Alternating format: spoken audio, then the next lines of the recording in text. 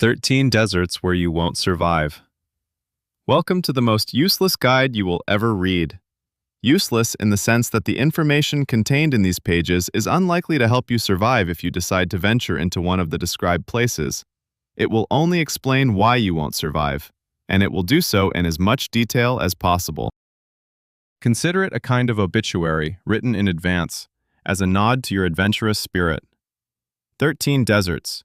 13 ways in which planet Earth makes it clear that it has managed quite well without us for billions of years and intends to continue doing so. If you make it to the end of this guide, give it a like and leave a comment. That will mean you're still alive, and thus, we have a reason to celebrate. Let's begin. Story 1. Sahara, the endless oven of the world. Imagine a sea. No, an ocean. Now take away the water. Remove life. Eliminate the very idea of coolness, humidity, and shade. Leave only light, so intense that it ceases to be light and turns into physical pressure, into something tangible, almost solid. That's what the Sahara is like at noon, the largest hot desert expanse on Earth, sprawling across nearly 9 million square kilometers, roughly equivalent to the area of the entire continental United States, including Alaska. It's not a desert in the usual sense of the word. It's a separate planet, accidentally situated on the surface of our own. Let's start with what makes the Sahara such an alluring trap for the imagination. Its photographs are mesmerizing, a crescent of dunes, curved like the hip of a dancer, the gold of the sand transitioning to copper at sunset, then to purple, and finally into the cold silver of night. The ergs, the great sandy seas of the Sahara, occupy only about a quarter of its area, but they shape the image that dances in the mind at the mention of the word desert. The rest is the Hamada, endless rocky plateaus carved by the wind into a lunar landscape. These are the flat pebbled plains where the stones are arranged so perfectly, it's as if nature spent millions of years paving its own personal courtyard. These are the Tibesti Mountains located in Chad, where peaks rise almost 3,500 meters above sea level, and where at night the temperature drops below freezing, while by day metal melts on the plain. This temperature fluctuation is one of the main traps for the unprepared traveler. If you know the Sahara from the movie Lawrence of Arabia, from those majestic shots where Peter O'Toole rides a white camel in flowing garments, know that David Lean filmed in Jordan and Spain and wisely kept his actors away from the real Sahara. The actual Sahara is not so photogenic in the sense that it doesn't leave time for photographs. The average air temperature in summer is about 40 degrees Celsius, but the surface of the sand heats up to 70 and more, about like a well-heated oven that you somehow decided to step into barefoot. The record temperature recorded in the shade reached 58 degrees and was noted in the Libyan part of the desert, in a location amusingly translated as place of shade. But the real killer is not the heat itself. The true threat is dehydration, which occurs at a terrifying rate that the average city dweller has no conception of. In extreme heat and low humidity, relative humidity in the Sahara can drop to 5%, almost twice as dry as a typical home sauna. The human body loses between 1 and 1.5 liters of moisture per hour through breathing and sweating. Just by existing. Just by breathing. Without moving, without working, just sitting on a scorching stone. Without water, a person loses consciousness within a few hours and dies within 1 or 2 days. Water supplies that would be sufficient for a week-long trek in a temperate climate evaporate, in both the literal and figurative sense, in just 2 days in the Sahara. The Hamada, a rocky plateau, adds another ingredient to this deadly cocktail: complete disorientation. On a flat pebble plain with no landmarks, under a sky bleached by the burning sun into something resembling melted lead, a compass becomes the only friend, if you haven't forgotten to bring it, which most novice adventurers unfortunately do. GPS, by the way, isn't always helpful either. Batteries drain at 10 times the normal speed in the heat, and sunlight glinting off the stones can create optical illusions so powerful that satellites, verified by military standards, begin to show non-existent objects. The Sahara has been claiming lives long before backpacking tourists arrived. The history of its victims stretches back to ancient times, and continues to this day. Take the expedition of the Persian king Cambyses II, dated 525 BC. According to Herodotus, an army of about 50,000 warriors was sent across the Sahara to the Oracle of Amun in the oasis of Siwa. The army departed from Thebes and simply disappeared. Not a single survivor, not a single witness, not a scrap of parchment providing an explanation. For 2,500 years, the Sahara kept this secret, until in 2009, Italian archaeologists Angelo and Alfredo Castiglione announced they had found fragments of bones, weapons, and jewelry that might belong to this army, buried beneath a layer of sand in the Libyan part of the desert. 50,000 people. The Sahara simply covered them with a sandstorm and leisurely digested them. Sandstorms are a separate poem on the theme of nature owes you nothing. The haboob, a characteristic type of sandstorm found in North Africa and the Arabian Peninsula, presents a wall of dust and sand rising from 100 to 3,000 meters, moving at speeds of up to 80 kilometers per hour. This is not an inconvenience. It is not simply, you need to wear sunglasses. It is a wall moving faster than a car in the city, engulfing all visible space in mere seconds, and filling lungs with fine dust particles smaller than 1 micron. Such dust is not just unpleasant, it enters the bronchi and alveoli, and with prolonged exposure, it can lead to a condition resembling severe pneumonia. The Tuaregs, the indigenous nomads of the Sahara who have lived here for millennia and have developed an entire culture for interacting with the desert, refer to the main seasonal wind as Khamsin and fear it as much as a city dweller fears a Category 5 hurricane. Khamsin blows for 50 days a year. This is exactly what its Arabic name means, and can move a dune the height of a 5-story building several kilometers in just a few hours.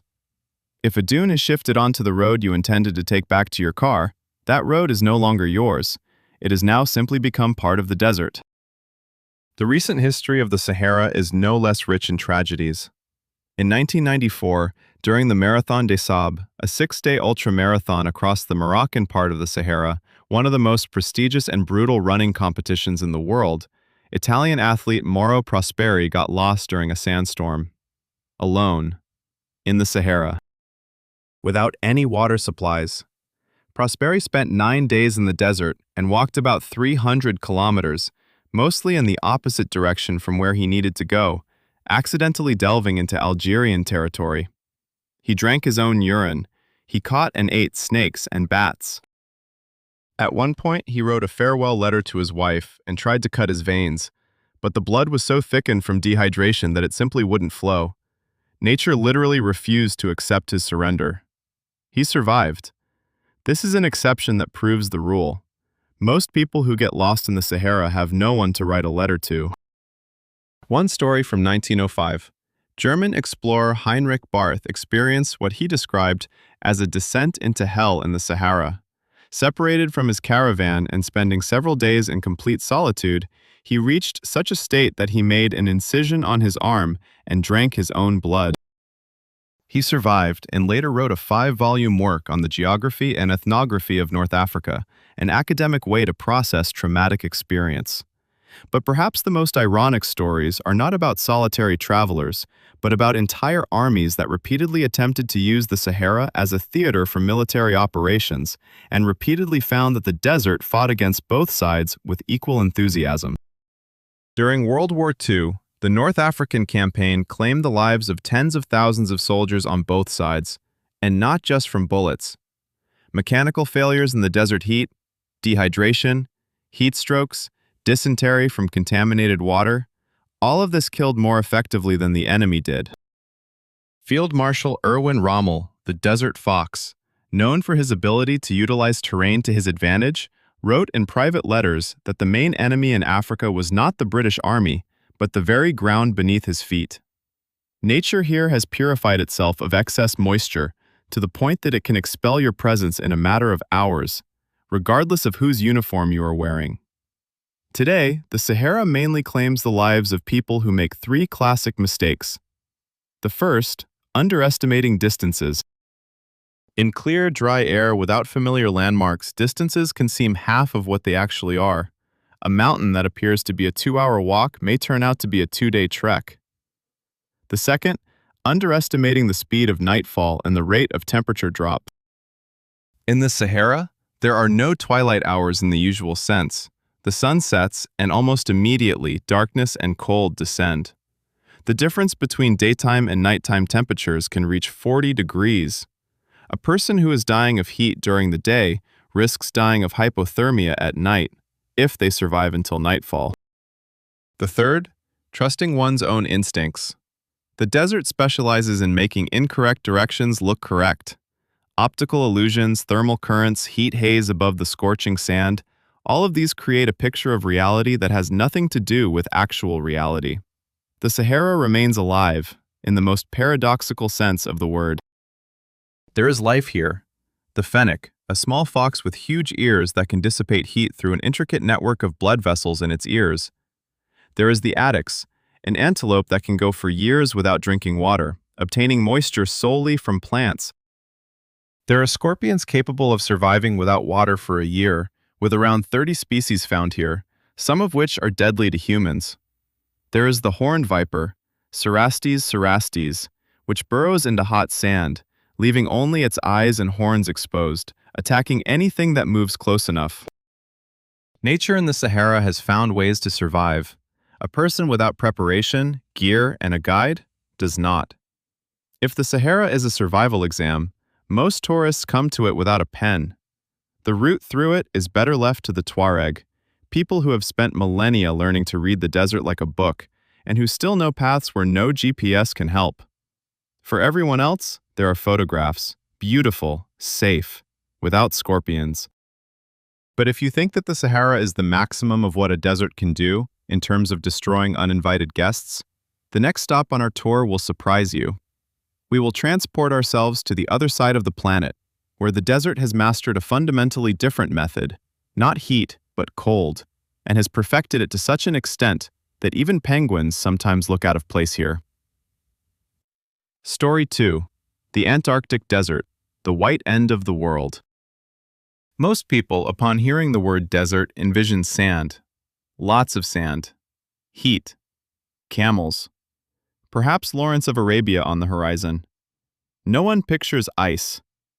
Yet, the largest desert on Earth is not the Sahara. The Sahara ranks third on this list. The top spot belongs to Antarctica, an icy continent that spans nearly 14 million square kilometers, which qualifies as a desert by the strictest scientific definition. The amount of precipitation here is less than 200 millimeters per year, and in the interior regions, it is less than 50. It is drier here than in the Sahara. Drier than in the Atacama. Drier than almost anywhere else on the planet with continuously liquid water. Antarctica is a desert that decided that sand was too banal and replaced it with ice that is up to 4,000 meters thick. Let's start with why this place looks like something from another universe, and why this beauty is so absolute that it seems threatening. Antarctic ice is not white in the usual sense. It is blue, deep, rich, almost ultramarine in the cracks and crevices, where millennia of compressed snow have lost all their air bubbles and turned into something almost monolithic. Icebergs breaking off from the shelf glaciers reach sizes comparable to small countries. One of the largest recorded, known as B15, broke off from the Ross Ice Shelf in 2001 and had an area of about 11,000 square kilometers, larger than Jamaica. The sunset here lasts for hours during polar twilight and paints the horizon in shades that simply have no names in human languages, something between burning copper, molten pink gold, and gray ash all at once. Photographers who have been to Antarctica return with the feeling that the rest of the world looks somewhat dull. Polar explorers have described Antarctica in almost mystical terms. Ernest Shackleton, a man whose survival story is arguably the most incredible adventure of the 20th century, wrote that the continent possesses a pull that you cannot free yourself from after being here just once. It sounds like a travel agency's advertisement, but Shackleton wrote this after spending nearly 2 years on the ice, losing a ship, enduring a drift on an ice floe, and ultimately saving all his men, an achievement that borders on mythology. But more on that later. So, What exactly kills in Antarctica? Let's start with temperature, because here, it deserves a separate discussion. The average annual temperature on the coast is around -10 degrees Celsius. This sounds tolerable, about like a good Russian January. But we are not on the coast. In the interior regions, on the polar plateau, where the Russian station Vostok is located, the average annual temperature is -55 degrees. The record low, recorded at Vostok in July 1983, is -89.2 degrees Celsius. This is the official record for the coldest temperature ever recorded on the surface of the Earth, and it still stands today. For comparison, at -40 degrees, metal becomes brittle and breaks like glass, rubber cracks, fuel loses its viscosity, and exposed skin can suffer frostbite in just a few seconds. At -89 degrees, your exhaled breath instantly crystallizes, not having a chance to drift away from your face, and falls down with a soft whisper. Polar explorers call this sound the whisper of the stars, a beautiful name for a process that means your lungs are touching air at the temperature of liquid nitrogen with every breath. But that's not all. The wind adds to the temperature. Antarctica is the windiest continent on Earth. Katabatic winds, descending currents that form on the high interior plateau and rapidly flow down to the coast, can reach speeds of 300 kilometers per hour. This is not a typo. 300. It is comparable to standing in front of a launching fighter jet. In such winds, and with temperatures at 30 degrees below zero, the feels-like temperature, wind chill index, can be equivalent to nearly 80 degrees below zero in calm conditions. A person in these conditions without special equipment loses consciousness in about 2 to 3 minutes. Survival is exactly 0 minutes. A special mention should go to the phenomenon that polar explorers call whiteout or milk sky. This condition occurs when the cloud cover is so thick and uniform that it completely scatters sunlight, eliminating all shadows and creating a situation where the snow surface and the sky become indistinguishable. The horizon disappears. Perspective vanishes. All that remains is a homogeneous white void with no top or bottom. People caught in a whiteout lose their orientation so completely that they stumble and fall over a rock or fissure they simply cannot see. The surface appears flat and endless, while in reality, it may be riddled with cracks dozens of meters deep. Pilots flying in a whiteout lose the horizon line and crash. This is precisely what happened to the DC-10 airplane operated by Air New Zealand in November 1979.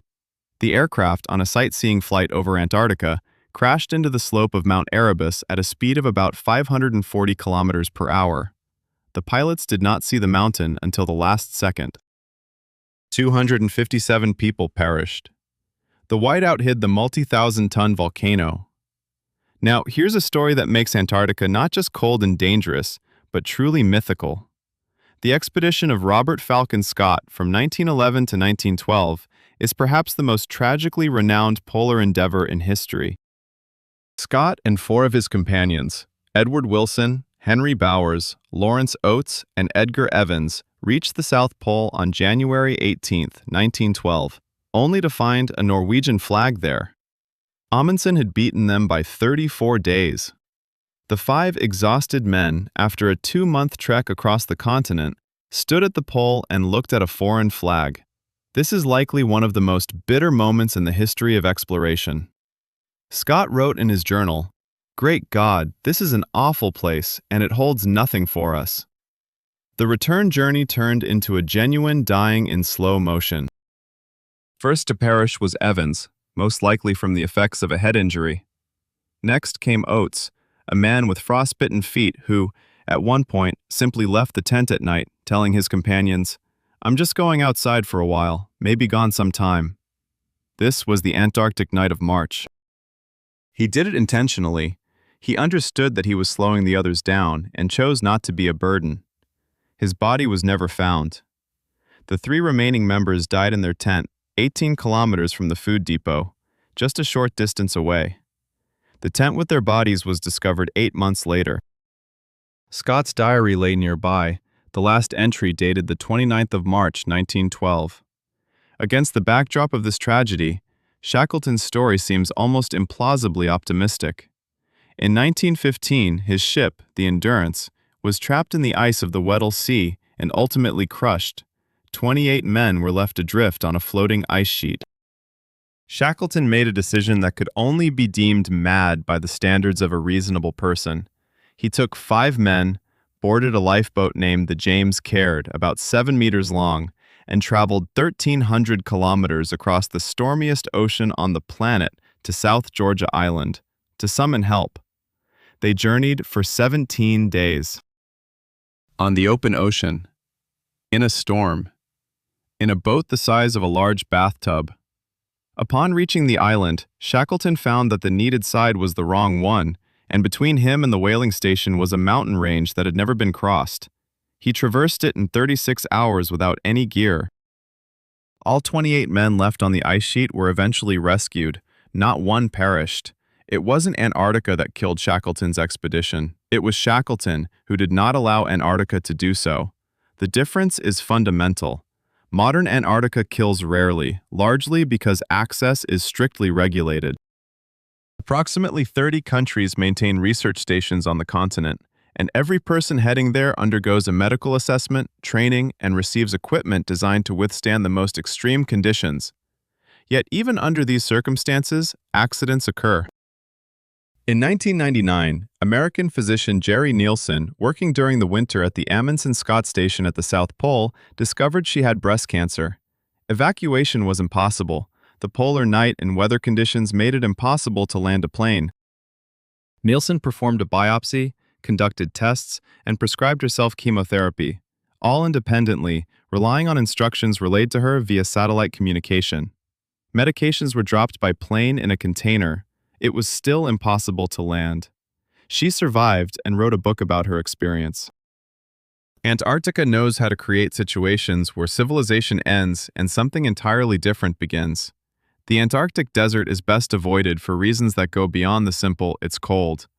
It's a place where reality itself operates under different rules, where the sun doesn't set for months and then doesn't rise for months, where horizons disappear, distances deceive, and where beauty and death not only coexist, but are two sides of the same phenomenon.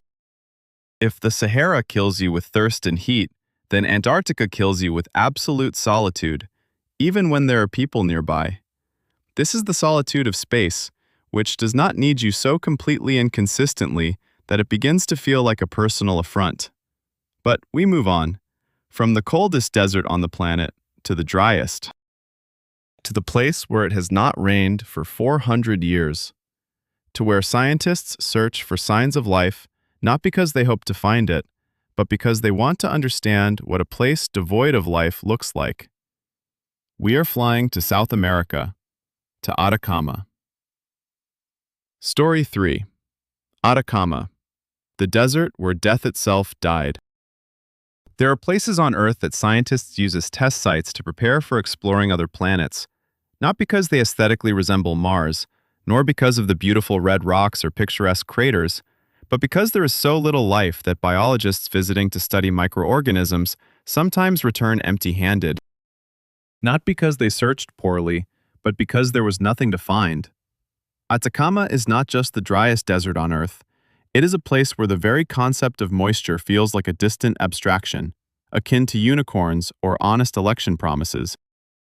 Atacama stretches along the Pacific coastline of South America, primarily within Chile, partially reaching into Peru, Bolivia, and Argentina.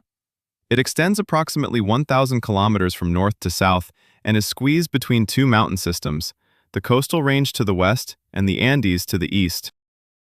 This double blockade creates what climatologists call a rain shadow on both sides simultaneously, something like a perfectly organized conspiracy of geography against precipitation. Pacific winds release moisture as they rise along the western slopes of the coastal range and reach Atacama already dehydrated. Atlantic moisture masses shed moisture on the eastern slopes of the Andes and spill over the mountains as warm, dry air, the Foehn effect. Atacama stands trapped between two mountain walls, receiving an average of about 1 millimeter of precipitation per year. In some areas, it's around 0.1 millimeters. For comparison, London receives approximately 600 millimeters per year, and Londoners consider this a sufficient reason for constant gloom. But the dryness of Atacama is not just numbers. It is a physical condition of space that is felt on the skin immediately upon stepping out of the car. The air here is not just dry, it actively absorbs moisture from everything it touches. Lips crack within a few hours. Mucous membranes dry out and begin to bleed. Wooden objects splinter and fall apart. Leather items without special treatment turn into brittle parchment within weeks. Chilean miners working in Atacama in the 19th century complained that their boots fell apart not from wear, but simply from being in the desert air. Nature here is so relentless in its pursuit of absolute dryness that it preserves everything that comes into contact with it, including humans. This last characteristic deserves special mention, as it is precisely this that has made Atacama one of the richest archaeological regions on the planet. The Chinchorro culture, which existed along the coast of Atacama from 7,000 to 2,000 years before our era, practiced mummification of the deceased, 3,000 years earlier than the Egyptians. However, while the Egyptians only mummified pharaohs and nobility, the Chinchorro mummified everyone, men, women, children, and even infants, including miscarried fetuses. The Atacama Desert preserved the bodies of the dead so well that the living viewed it as something sacred and decided to assist nature by developing their own methods. Chinchorro bodies are found in a condition that allows for the analysis of stomach contents, determination of causes of death, and study of diseases that troubled people 7,000 years ago. The Atacama is a natural archive of humanity, a very dry archive where its staff cannot survive without special equipment. It is time to discuss why the Atacama, despite its obvious inhospitability, is one of the most visited tourist destinations in South America, and why this creates problems. The fact is, the Atacama is irresistibly beautiful. The Valley of the Moon, located near the tourist center of San Pedro de Atacama, features a landscape so alien that its name is not a metaphor, but almost a literal description. Salt and gypsum deposits create folds, ridges, and depressions colored in shades ranging from pure white to ochre and purple. At sunset, these colors change every few minutes, flowing through such a spectrum that even the most restrained tourists begin snapping photos with manic intensity. The Laguna Colorada in the Bolivian part, a shallow lake with red water due to the pigments of red algae, with flamingos standing on its shores, looks like an illustration from a book where someone has designed a planet specifically to look beautiful in photographs. Geologists refer to the Atacama as a textbook. It is home to active volcanoes. The Chilean-Bolivian Altiplano is one of the most volcanically active regions of the Andes, and Atacama lies right in its shadow. The Yuyayaco volcano, standing at 6,891 meters, is one of the highest active volcanoes in the world, famous for the discovery of 3 Inca child mummies on its summit in 1999, victims of a ritual sacrifice that happened 500 years ago. The children were so well preserved that scientists could determine their age, diet over the last few months of their lives, and even the presence of alcohol in their blood. They were given chicha before death. Atacama and the volcano preserve them better than any museum conservator. It is both touching and eerie in equal measure. But let's return to what makes the Atacama dangerous for the modern traveler. First and foremost is the altitude. A significant portion of the desert is located on the Altiplano, at elevations ranging from 3,000 to 5,000 meters above sea level. Altitude sickness, known locally as soroche, attacks unaccustomed tourists with predictable cruelty. Headaches, nausea, dizziness, insomnia, these are mild forms. The severe form is known as high-altitude pulmonary edema or cerebral edema, and it can be fatal within hours. At an altitude of 5,000 meters, the atmospheric pressure is about half of what it is at sea level, meaning that each breath delivers half as much oxygen. Tourists flying in from Europe or North America and immediately heading into the mountainous part of Atacama without acclimatization experience what climbers call the hurry syndrome. The body simply doesn't have time to adjust, and the brain begins to suffer from oxygen deprivation with all its consequences. Sometimes this means fluid literally leaking from the nose and ears due to severe edema. The second danger factor is temperature fluctuations, which are even more extreme in Atacama than in the Sahara due to the combination of altitude and dryness. During the day, temperatures in the lower parts of the desert can rise to 35 to 40 degrees. At night on the Altiplano, it can drop to -20 or lower. There isn't a single cloud to retain the daytime heat, nor a drop of moisture in the air to create a buffer between the heat and cold. The transition occurs rapidly, within a few hours after sunset. A tourist who sets out for an evening walk in a t-shirt risks finding that their weather assessment was, to put it mildly, optimistic by the time night falls. The third danger is solar radiation. Atacama is located in the tropics, at high altitude with virtually zero cloud cover and minimal humidity. The ultraviolet index here regularly reaches 20, and 15 is already considered an extreme level. Unprotected skin can suffer serious burns in 20 to 30 minutes. Eyes without sunglasses offering UV protection 400 can develop photokeratitis, a burn of the cornea, after just a few hours outdoors. This condition is commonly referred to as snow blindness, even though there is no snow in Atacama. The mechanism is the same: intense ultraviolet radiation reflected by a light surface. In the case of Atacama, it's the salt flats that reflect light just as effectively as snow. Now, let's talk about specific stories, because without them, the desert remains an abstraction. In 2005, a tragedy unfolded in the Chilean part of Atacama that clearly demonstrated how quickly the desert can turn a small mistake into a catastrophe. A group of 5 Chilean tourists set out in an off-road vehicle to a lesser-known area of the desert, without enough water, satellite communication, or an accurate route. The vehicle got stuck in a salt flat, where the surface appears solid but is just a thin crust over a loose base. Attempts to free the vehicle only deepened it into the ground. 3 members managed to reach the road after 2 days, in a state of severe dehydration. 2 remained with the vehicle waiting for help. They were found on the 3rd day in critical condition. In the end, everyone was saved. But, as rescuers say, this was a story with a happy ending that easily could have become a story without an ending at all. The history from 1879 to 1883 shows that the Atacama Desert can kill on an industrial scale. The Pacific War, a conflict between Chile on one side and Bolivia and Peru on the other, unfolded partly in the Atacama region. The war was caused, quite literally, by the desert, more specifically, by its contents. The Atacama was fantastically rich in nitrate deposits, both sodium and potassium, which in the 19th century were key raw materials for the production of fertilizers and explosives. Chilean, Bolivian, and Peruvian companies shared these riches with varying success until it escalated into war. Soldiers from the 3 armies fought in one of the harshest natural environments on the planet, without sufficient water supply, in conditions of extreme temperature fluctuations, at altitudes to which most of them were unaccustomed.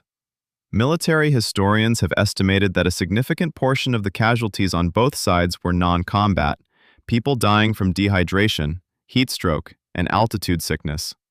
The Atacama fought against all participants in the conflict with the same indifference.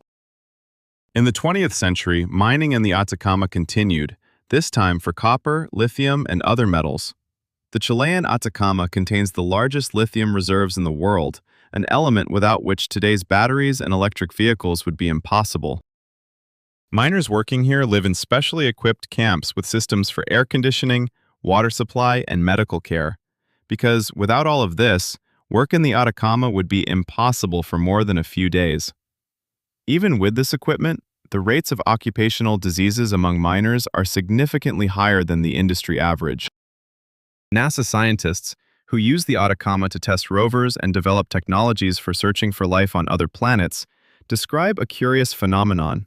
In some areas of the Atacama, especially in the so-called hyper-arid core of the desert, where there has been no rain for estimates ranging from 400 to 500 years, they find nothing. No bacteria, no archaea, no fungi, no viruses, an absolute biological void, which is an exception on Earth, but the rule on most other planets. When scientists take soil samples and find no life within them, it does not mean they looked poorly. It means they found a place where life has given up. The Atacama is not just devoid of moisture, it is devoid of a future in a biological sense, at least in its core. And yet the Atacama blooms. Once every few years, sometimes once a decade, the El Niño phenomenon brings enough moisture to the Chilean coast for flower seeds that have been dormant in the soil for years to sprout simultaneously. The desert is covered for several weeks with a dense carpet of mallow, lupins, and nolana. This is known as the flowering of the desert, or Desierto Florido. Thousands of tourists come specifically for this spectacle. Then the rains end, the flowers die, and the Atacama returns to its usual state of absolute indifference to the existence of life in any form. This reminds me of a situation where a very stern person smiles once every few years, not because they have become kinder, but simply because the circumstances aligned. From the driest desert on the planet, we are heading to a place where dryness combines with cold and altitude so systematically and methodically that it feels as if nature has meticulously studied the weak points of human physiology and built an ideal defense against them. We are flying to Central Asia. We are flying to the Gobi. Story 4. The Gobi. Dinosaurs, Mongols, and the wind that cuts the skin. There are deserts that kill quietly.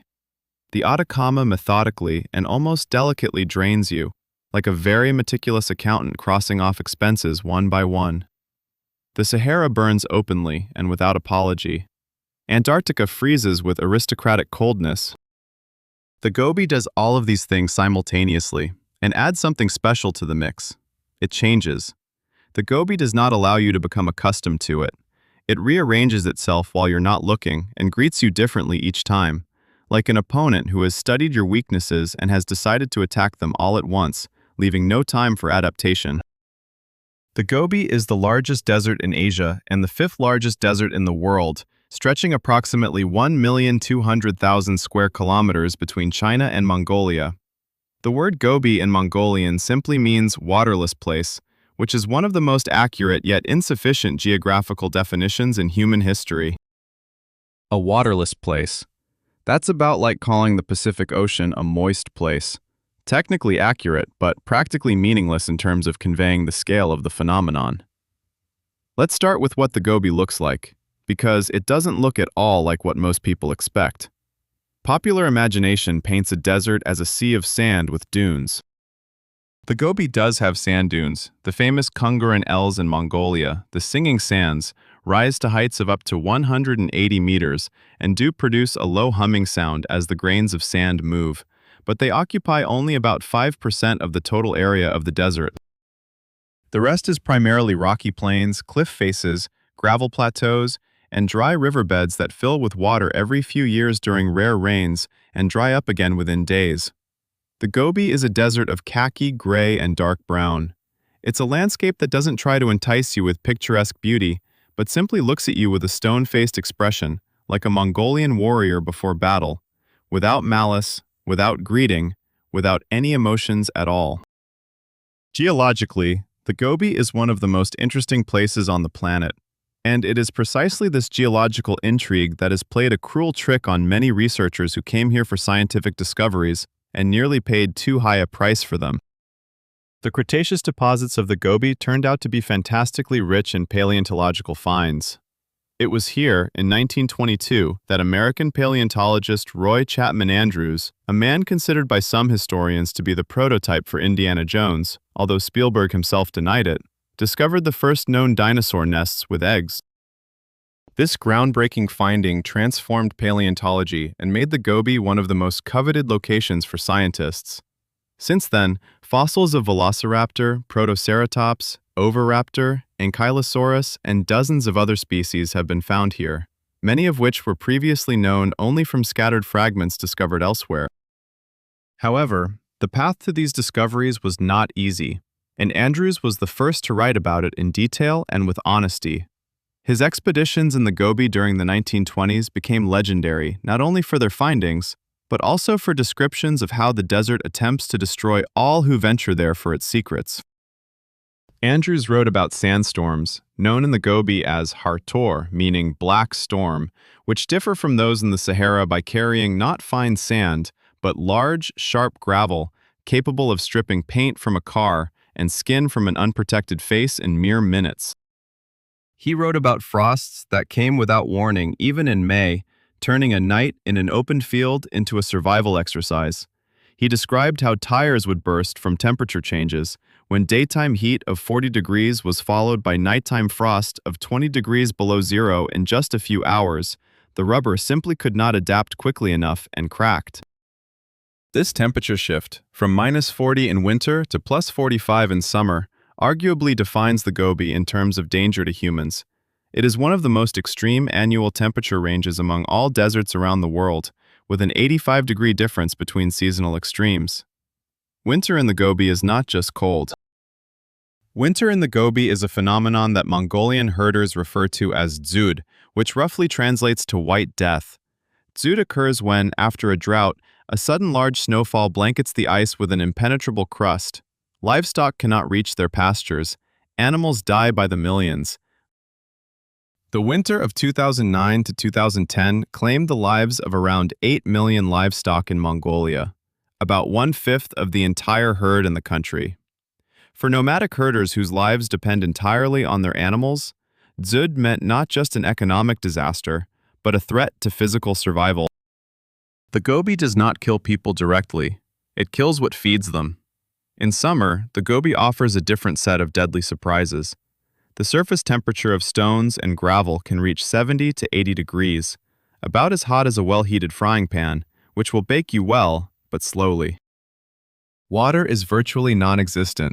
Scarce springs are located tens of kilometers apart, and many of them are saline. Drinking that water without special treatment means accelerating dehydration rather than combating it, as the body uses more liquid to expel salt than it receives from drinking. Mongolian nomads know the location of every spring, every dried-up well, and every point where rainwater collects in natural depressions in the rock. A visiting traveler does not know this, and this knowledge can mean the difference between life and death. The history of Genghis Khan's Mongolian army adds to the picture of the Gobi as a place that demands absolute competence from those who dare to traverse it. Mongolian forces learned to use the desert as a strategic advantage precisely because they understood it better than their enemies. They could cross the Gobi at such speed that their foes deemed it physically impossible, because they knew the routes, water sources, and the times of day when travel was least taxing on the horses. For the adversaries pursuing the Mongols or attempting to attack across the desert, the Gobi became a trap. Armies perished from thirst and cold, reaching Mongolian pastures in a state of complete exhaustion. Genghis Khan wielded the desert as a weapon, denying the enemy maps, water, and time for acclimatization. The Gobi was his ally. For everyone else, it was neutral, which meant it was equally hostile to all. In the 1930s, Soviet and Mongolian geological expeditions encountered a phenomenon in the Gobi known as the Black Storm, which was reported with the phrasing, "a threat to the safety of personnel and equipment." Walls of airborne gravel and dust reaching heights of up to 2,000 meters moved at speeds of around 100 kilometers per hour and were so dense that they completely obscured visibility at arm's length. Geologists described the experience of being caught in such a storm as being inside an industrial grinding machine, only of significantly larger size. Metal parts of equipment after the storm exhibited a characteristic matte sheen of a polished surface as sharp gravel particles wore away layer by layer. What happened to unprotected skin was noted succinctly in reports: soft tissue injuries. The Gobi is inhabited by life, sparse, tenacious, and remarkably adapted. The Bactrian camel with its 2 humps is a symbol of the desert and one of the most sophisticated engineering solutions of evolution. Unlike the single-humped camels of Arabia, Bactrians endure temperatures ranging from -40 to +40 and can drink salty water that would kill any other mammal. Their famous humps contain fat, not water as popular belief suggests, which the camel metabolizes in conditions of feed scarcity. The Gobi bear, or mausolai, is one of the rarest bears in the world. There are no more than 50 individuals living in the harshest interior core of the desert, feeding on wild onions and rhubarb. The snow leopard sometimes descends from the mountains to the edges of the Gobi in winter in search of prey. The steppe eagle soars above the rocky plains, scanning for Mongolian pikas, small mammals that resemble rabbits without long ears, capable of storing food for the winter with a methodical precision any accountant would envy. In 2017, an episode occurred in the Mongolian part of the Gobi that became a textbook example of how quickly the situation in the desert can spiral out of control. A small group of European tourists became lost in a rocky area while riding quad bikes when one participant's navigation device failed and the other's phones ran out of battery. The group spent around 2 days searching for a way out while facing increasing dehydration until Mongolian herders who noticed the outsiders in an area where strangers don't typically appear guided them to the nearest Sum, a local administrative center. This story is not shared because it ended tragically. It ended relatively well. It is told because it illustrates the classic Gobi trap. Everything seems manageable until it suddenly is not manageable at all. In the Gobi, there are no intermediate states between under control and critical situation. The Chinese side of the Gobi adds another element to this landscape, historical and somewhat grim. The Great Wall of China in its western sections, where it runs along the northern border of the Gobi, was built in part as a barrier against threats from the north, from the desert. Countless workers and soldiers perished during its construction in the harsh Gobi climate, and local legend states that the bones of the builders are sealed right into the wall, which, according to some historians, is not just a legend but a literal fact. Studies of the foundations of certain sections of the wall have confirmed the presence of human remains. The Gobi is literally embedded in the architecture of Chinese civilization. If the Gobi is a desert that kills you with the sharpness of its changes and the extent of its indifference, then the next place on our itinerary specializes in a more subtle method. We're heading to a location where neither heat nor cold are the main killers, but rather the geological activity of the earth beneath your feet, to a place where the ground can literally wake up and swallow you. We are flying to Ethiopia, to the Danakil Desert, one of the most geologically active places on the planet's surface, where the Earth's crust is so thin that it sometimes feels like one more step will take you straight into the mantle. Story 5. Danakil, the underworld with a view of the future. There exists a particular category of places that geologists speak of with a mix of awe and terror, typically reserved for those witnessing something both magnificent and deadly, like observing a volcanic eruption from very close range, or seeing a tornado pass half a kilometer from your car.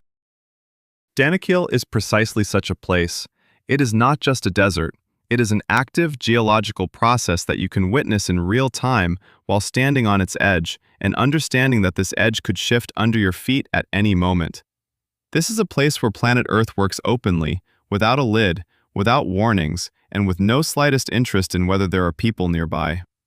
Danakil is located in the northeast of Ethiopia, partially encroaching on the territories of Eritrea and Djibouti, in a region that geologists call the Afar Triangle or the Afar Depression. It is one of the few places on Earth where the process of rift formation, divergence of tectonic plates, occurs right on the surface of the land rather than on the ocean floor, as is usually the case. 3 tectonic plates, the African, Arabian, and Somali plates, are slowly moving apart at a rate of about 2 centimeters per year, and Danakil is literally the point of their rupture. Geologists refer to this place as the cradle of a new ocean. In a few million years, the Afar Depression will be filled with water and become a new sea. For now, it is the lowest point in Africa, about 120 meters below sea level at its deepest point, and one of the most geologically active areas of land on the planet. Before discussing how exactly Danakil can be deadly, let's talk about what it looks like, because without this, it is impossible to understand why people come here at all. Danakil looks like a movie set created by a director with an unlimited budget who was asked to portray the underworld, but the director turned out to be an aesthete and decided to make it beautiful. Mount Erta Ale, Smoking Mountain in the Afar language, is one of the few volcanoes in the world with a permanently active lava lake. This lake has existed by various estimates for at least 100 years. A glowing red-orange liquid, about 100 meters in diameter, bubbling and occasionally overflowing, continuously illuminating the night sky around the crater with bright, infernal light.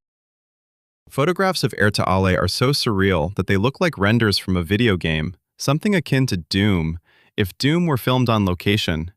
The hydrothermal fields of Dalol, located north of Erta Ale, add illegal-looking colors to this picture.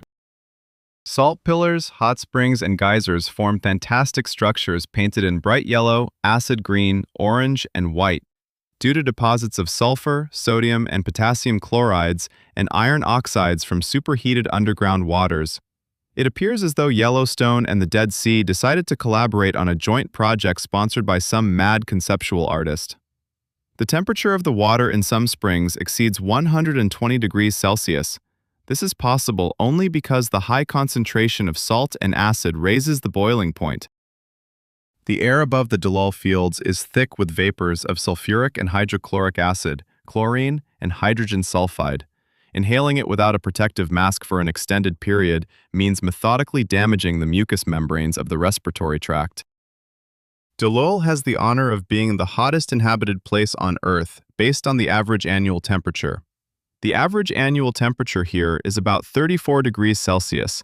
This is not just the daytime maximum, but the average value across all 24 hours of every day of the year. Daytime highs in the summer regularly reach 50 to 55 degrees.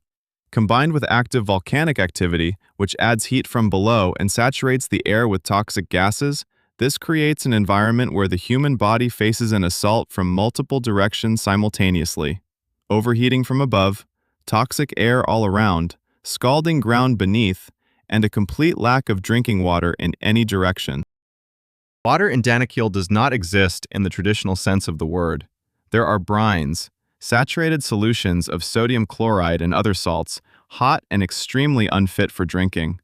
There are salt lakes, Asal and Karakum, shallow, unbearably salty bodies of water from which salt has been harvested for centuries, appearing like a mirror from a distance and like concentrated pickle brine up close. Fresh water is brought in from far away, which is one of the reasons why the permanent population in Danakil is extremely low and concentrated around a few sources and wells known only to locals.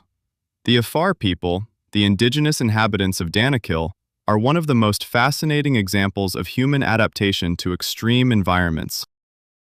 Afars have lived in this desert for thousands of years and have developed a culture that is literally built around survival.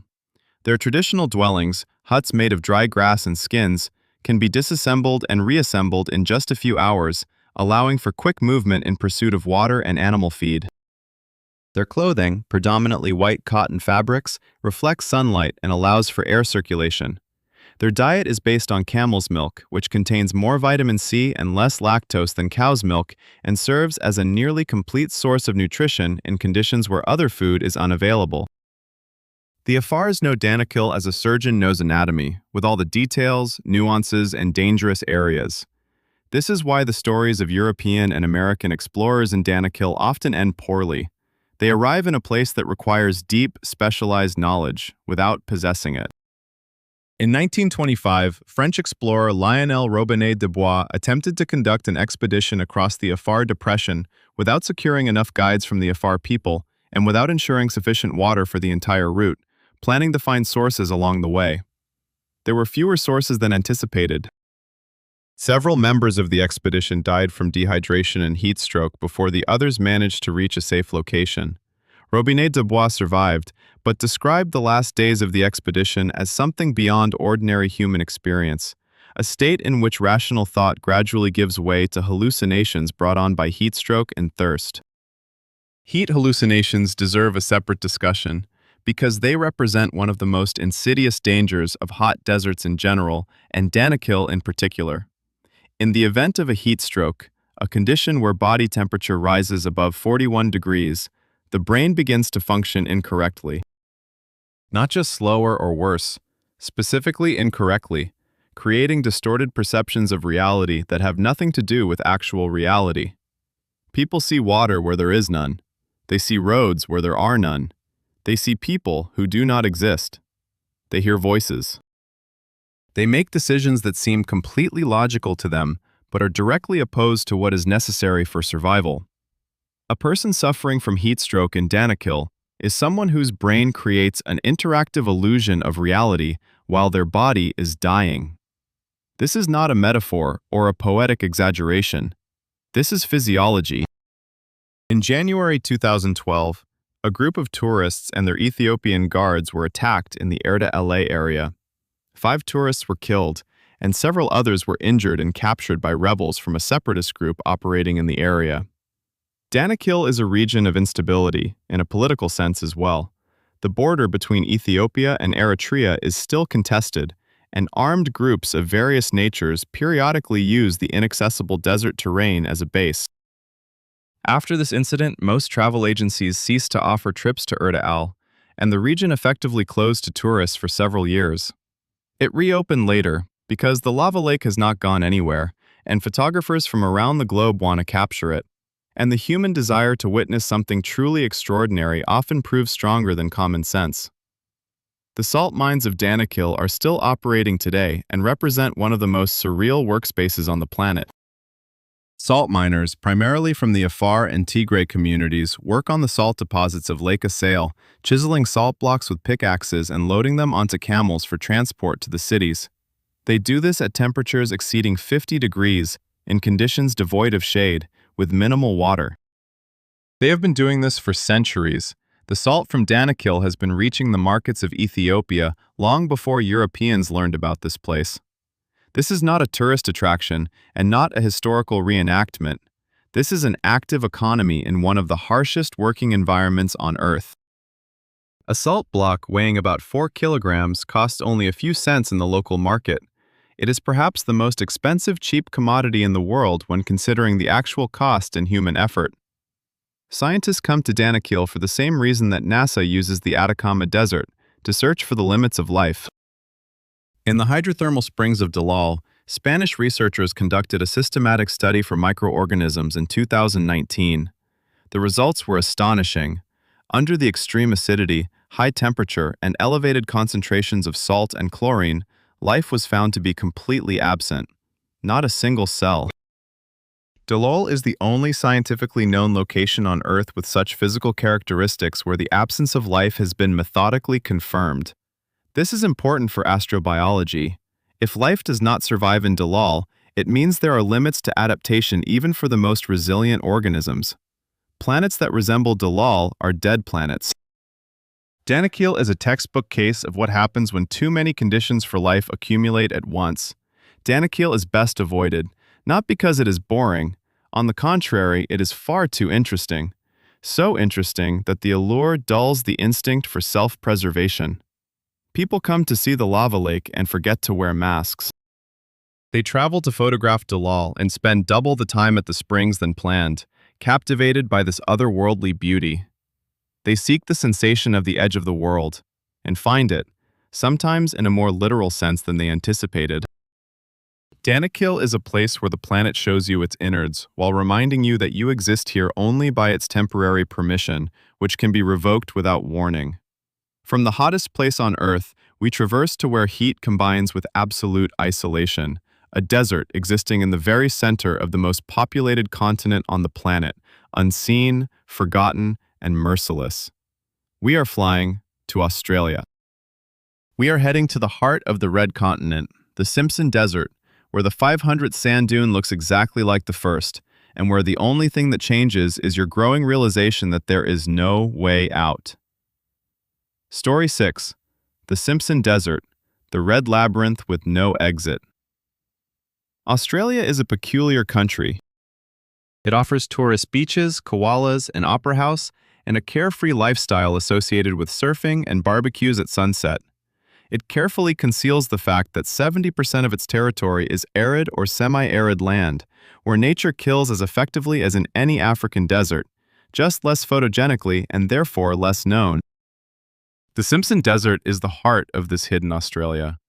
It is a place that the average European tourist arriving in Sydney is completely unaware of, and which the average Australian from a coastal city knows as well as a resident of Moscow knows the geography of Taimyr, enough for a vague point on a map, but insufficient to venture there. The Simpson Desert is located in the very center of the Australian continent, at the junction of the states of Queensland, the Northern Territory, and South Australia, covering about 170,000 square kilometers. It is named after Alfred Allen Simpson, the president of the Geographical Society of South Australia, who never visited it and financed aerial photography of these regions in the 1920s. This is a typical story. The most dangerous places are often named after people who had enough sense to stay far away from them and limited themselves to funding someone else's recklessness. What makes Simpson visually recognizable is its color: red. Not just any red, but that particular shade of red you see when looking at molten metal just before it begins to glow. This color is explained by the presence of iron oxide, rust, in the grains of quartz that form the dunes of the desert. The iron oxide is coated on each grain with the finest layer, like a candy coating, and it is this layer that grants the landscape that phenomenal reddish-orange hue, which transitions into a deep purple at sunset and into something between blood and honey at dawn. The Simpson Dunes are not just hills of sand.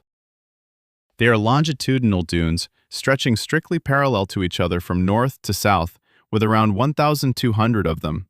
The tallest among them, the Great Red Dune, located on the eastern edge of the desert, rises to about 40 meters.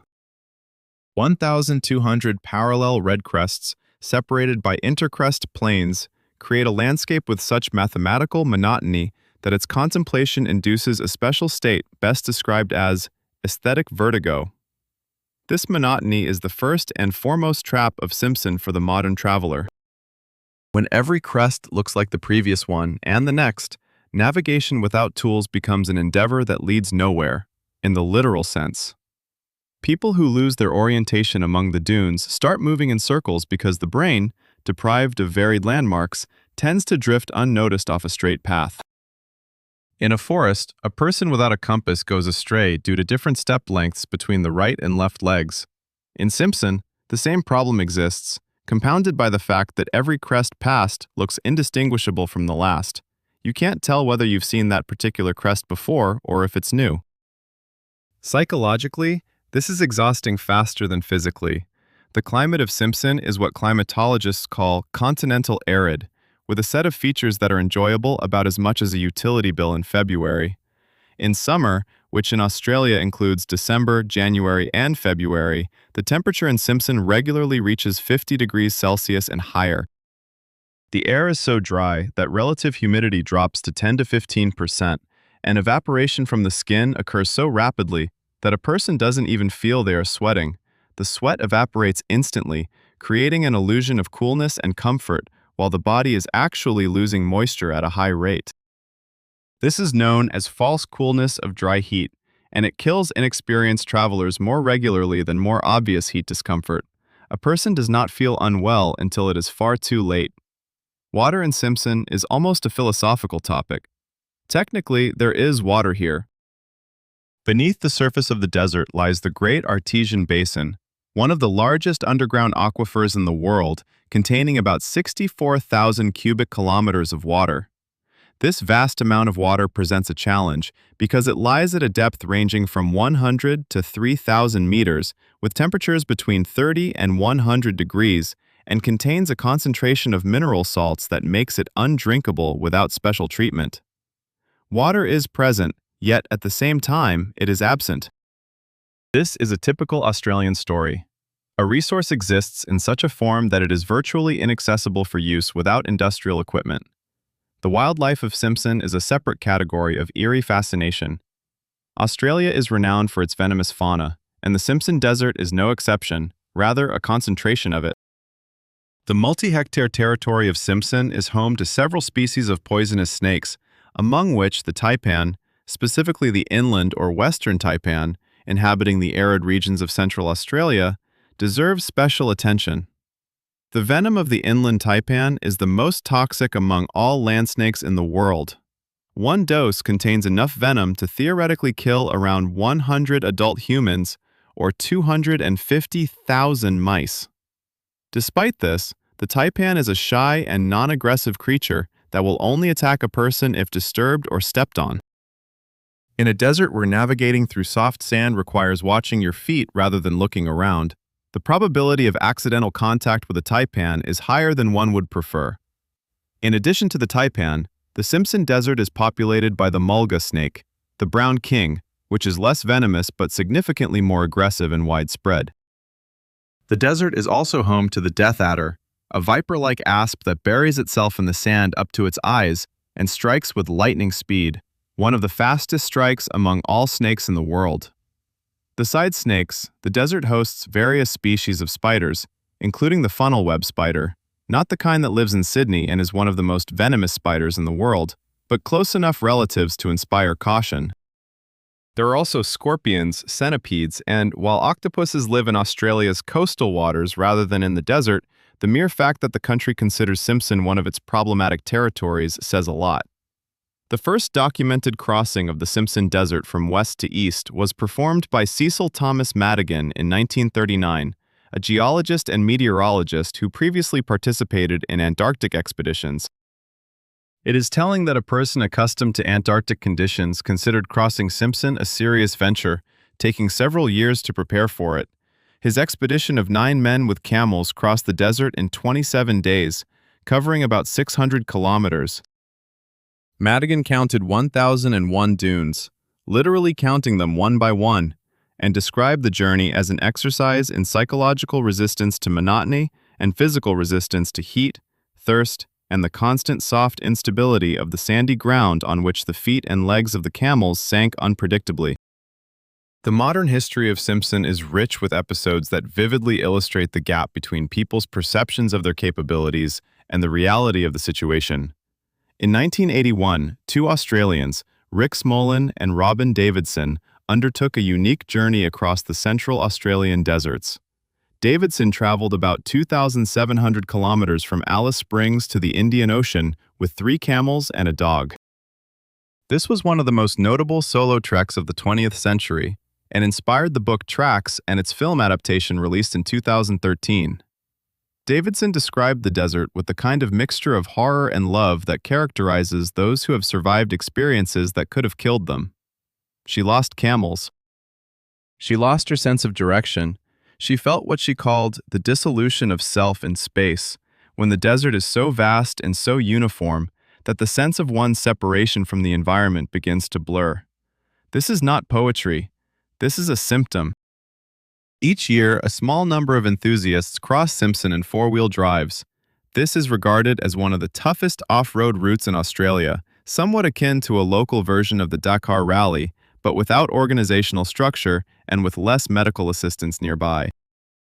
The rules of this unofficial club include carrying a mandatory satellite beacon, a water supply of at least 10 liters per person per day, a complete toolkit for repairs, and an ample fuel supply, because the nearest gas station may be several hundred kilometers away. Those who ignore these rules regularly find themselves in news reports under headlines like "Tourists rescued in Simpson after 3-day wait," which is an Australian media euphemism for "people nearly died of thirst amidst the red dunes." Simpson is officially closed to visitors during the summer.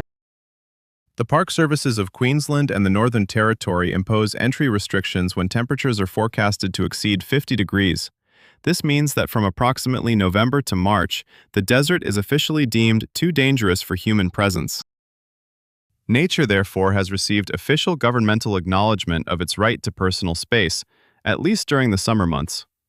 Interestingly, despite its dangers, Simpson is one of the few places in Australia where one can see the sky as it was before the invention of electric lighting. Light pollution is nearly non-existent in the center of the continent. The nearest town is hundreds of kilometers away, and at night, the Milky Way unfolds above the red dunes in all its pristine density, so bright and detailed that it seems almost tangible. Astronomers who come here with telescopes describe this as the only honest answer to the question, what was the sky like before us? Beauty and death, as always, live next to each other. We are leaving the red sands of Australia and heading to a place that geographers call the cold desert, and those who have been there simply refer to it as the place where the wind thinks it is in charge. We are flying to Patagonia, to the southernmost tip of the American continent, where the ocean and desert have agreed to coexist, and where the wind is not just a weather phenomenon, but a philosophical statement. Story 7. Patagonia, where the wind is the law. There are words that travelers say with a particular intonation, not entirely out of fear, not entirely out of admiration, but something in between that has no exact name in any language. Patagonia is one of those words. Say it aloud to someone who has been there and watch their face. Something will appear. A memory of the wind, most likely. Because in Patagonia, the wind is not merely a background phenomenon. It is the main character, the protagonist, the director, and the critic all at once. Everything else, mountains, glaciers, steppes, condors, is just scenery. The wind is the plot. Patagonia occupies the southern part of South America, approximately from the 42nd degree south latitude to Cape Horn, covering the Argentine side of the continent and a significant part of the Chilean coast. This is about 1 million square kilometers, of which Argentine Patagonia is predominantly a cold, arid steppe, technically a desert based on its precipitation levels. The Andes to the west capture humid air masses from the Pacific, arriving on the eastern plains already squeezed dry. Precipitation here varies from 150 to 300 millimeters per year, just enough for sparse grassland, but not enough for anything more. Patagonia looks like a place designed with a harsh, minimalist approach. No unnecessary detail. Endless undulating plains covered with tough bunch grasses like feathergrass and a few species of low shrubs pressed close to the ground because anything rising above half a meter is cut down by the wind. The sky is vast and changeable, capable of shifting from clear to stormy in 20 minutes. The horizon is infinite in all directions except the west, where the jagged peaks of the Andes darken the landscape. This is rugged beauty, beauty without adornment, without compromises, and with no desire to please. It's somewhat like the architecture of Soviet constructivism.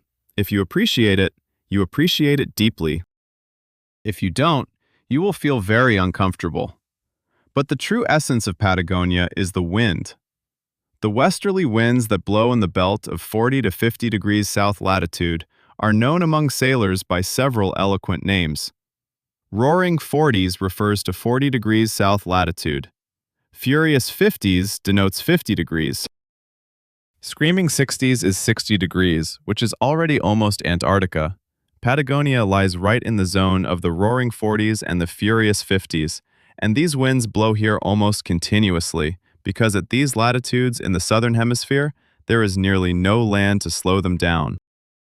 They accelerate over thousands of kilometers of open ocean and crash down onto the Patagonian steppes with such consistent fury that the average wind speed in some areas reaches around 60 kilometers per hour.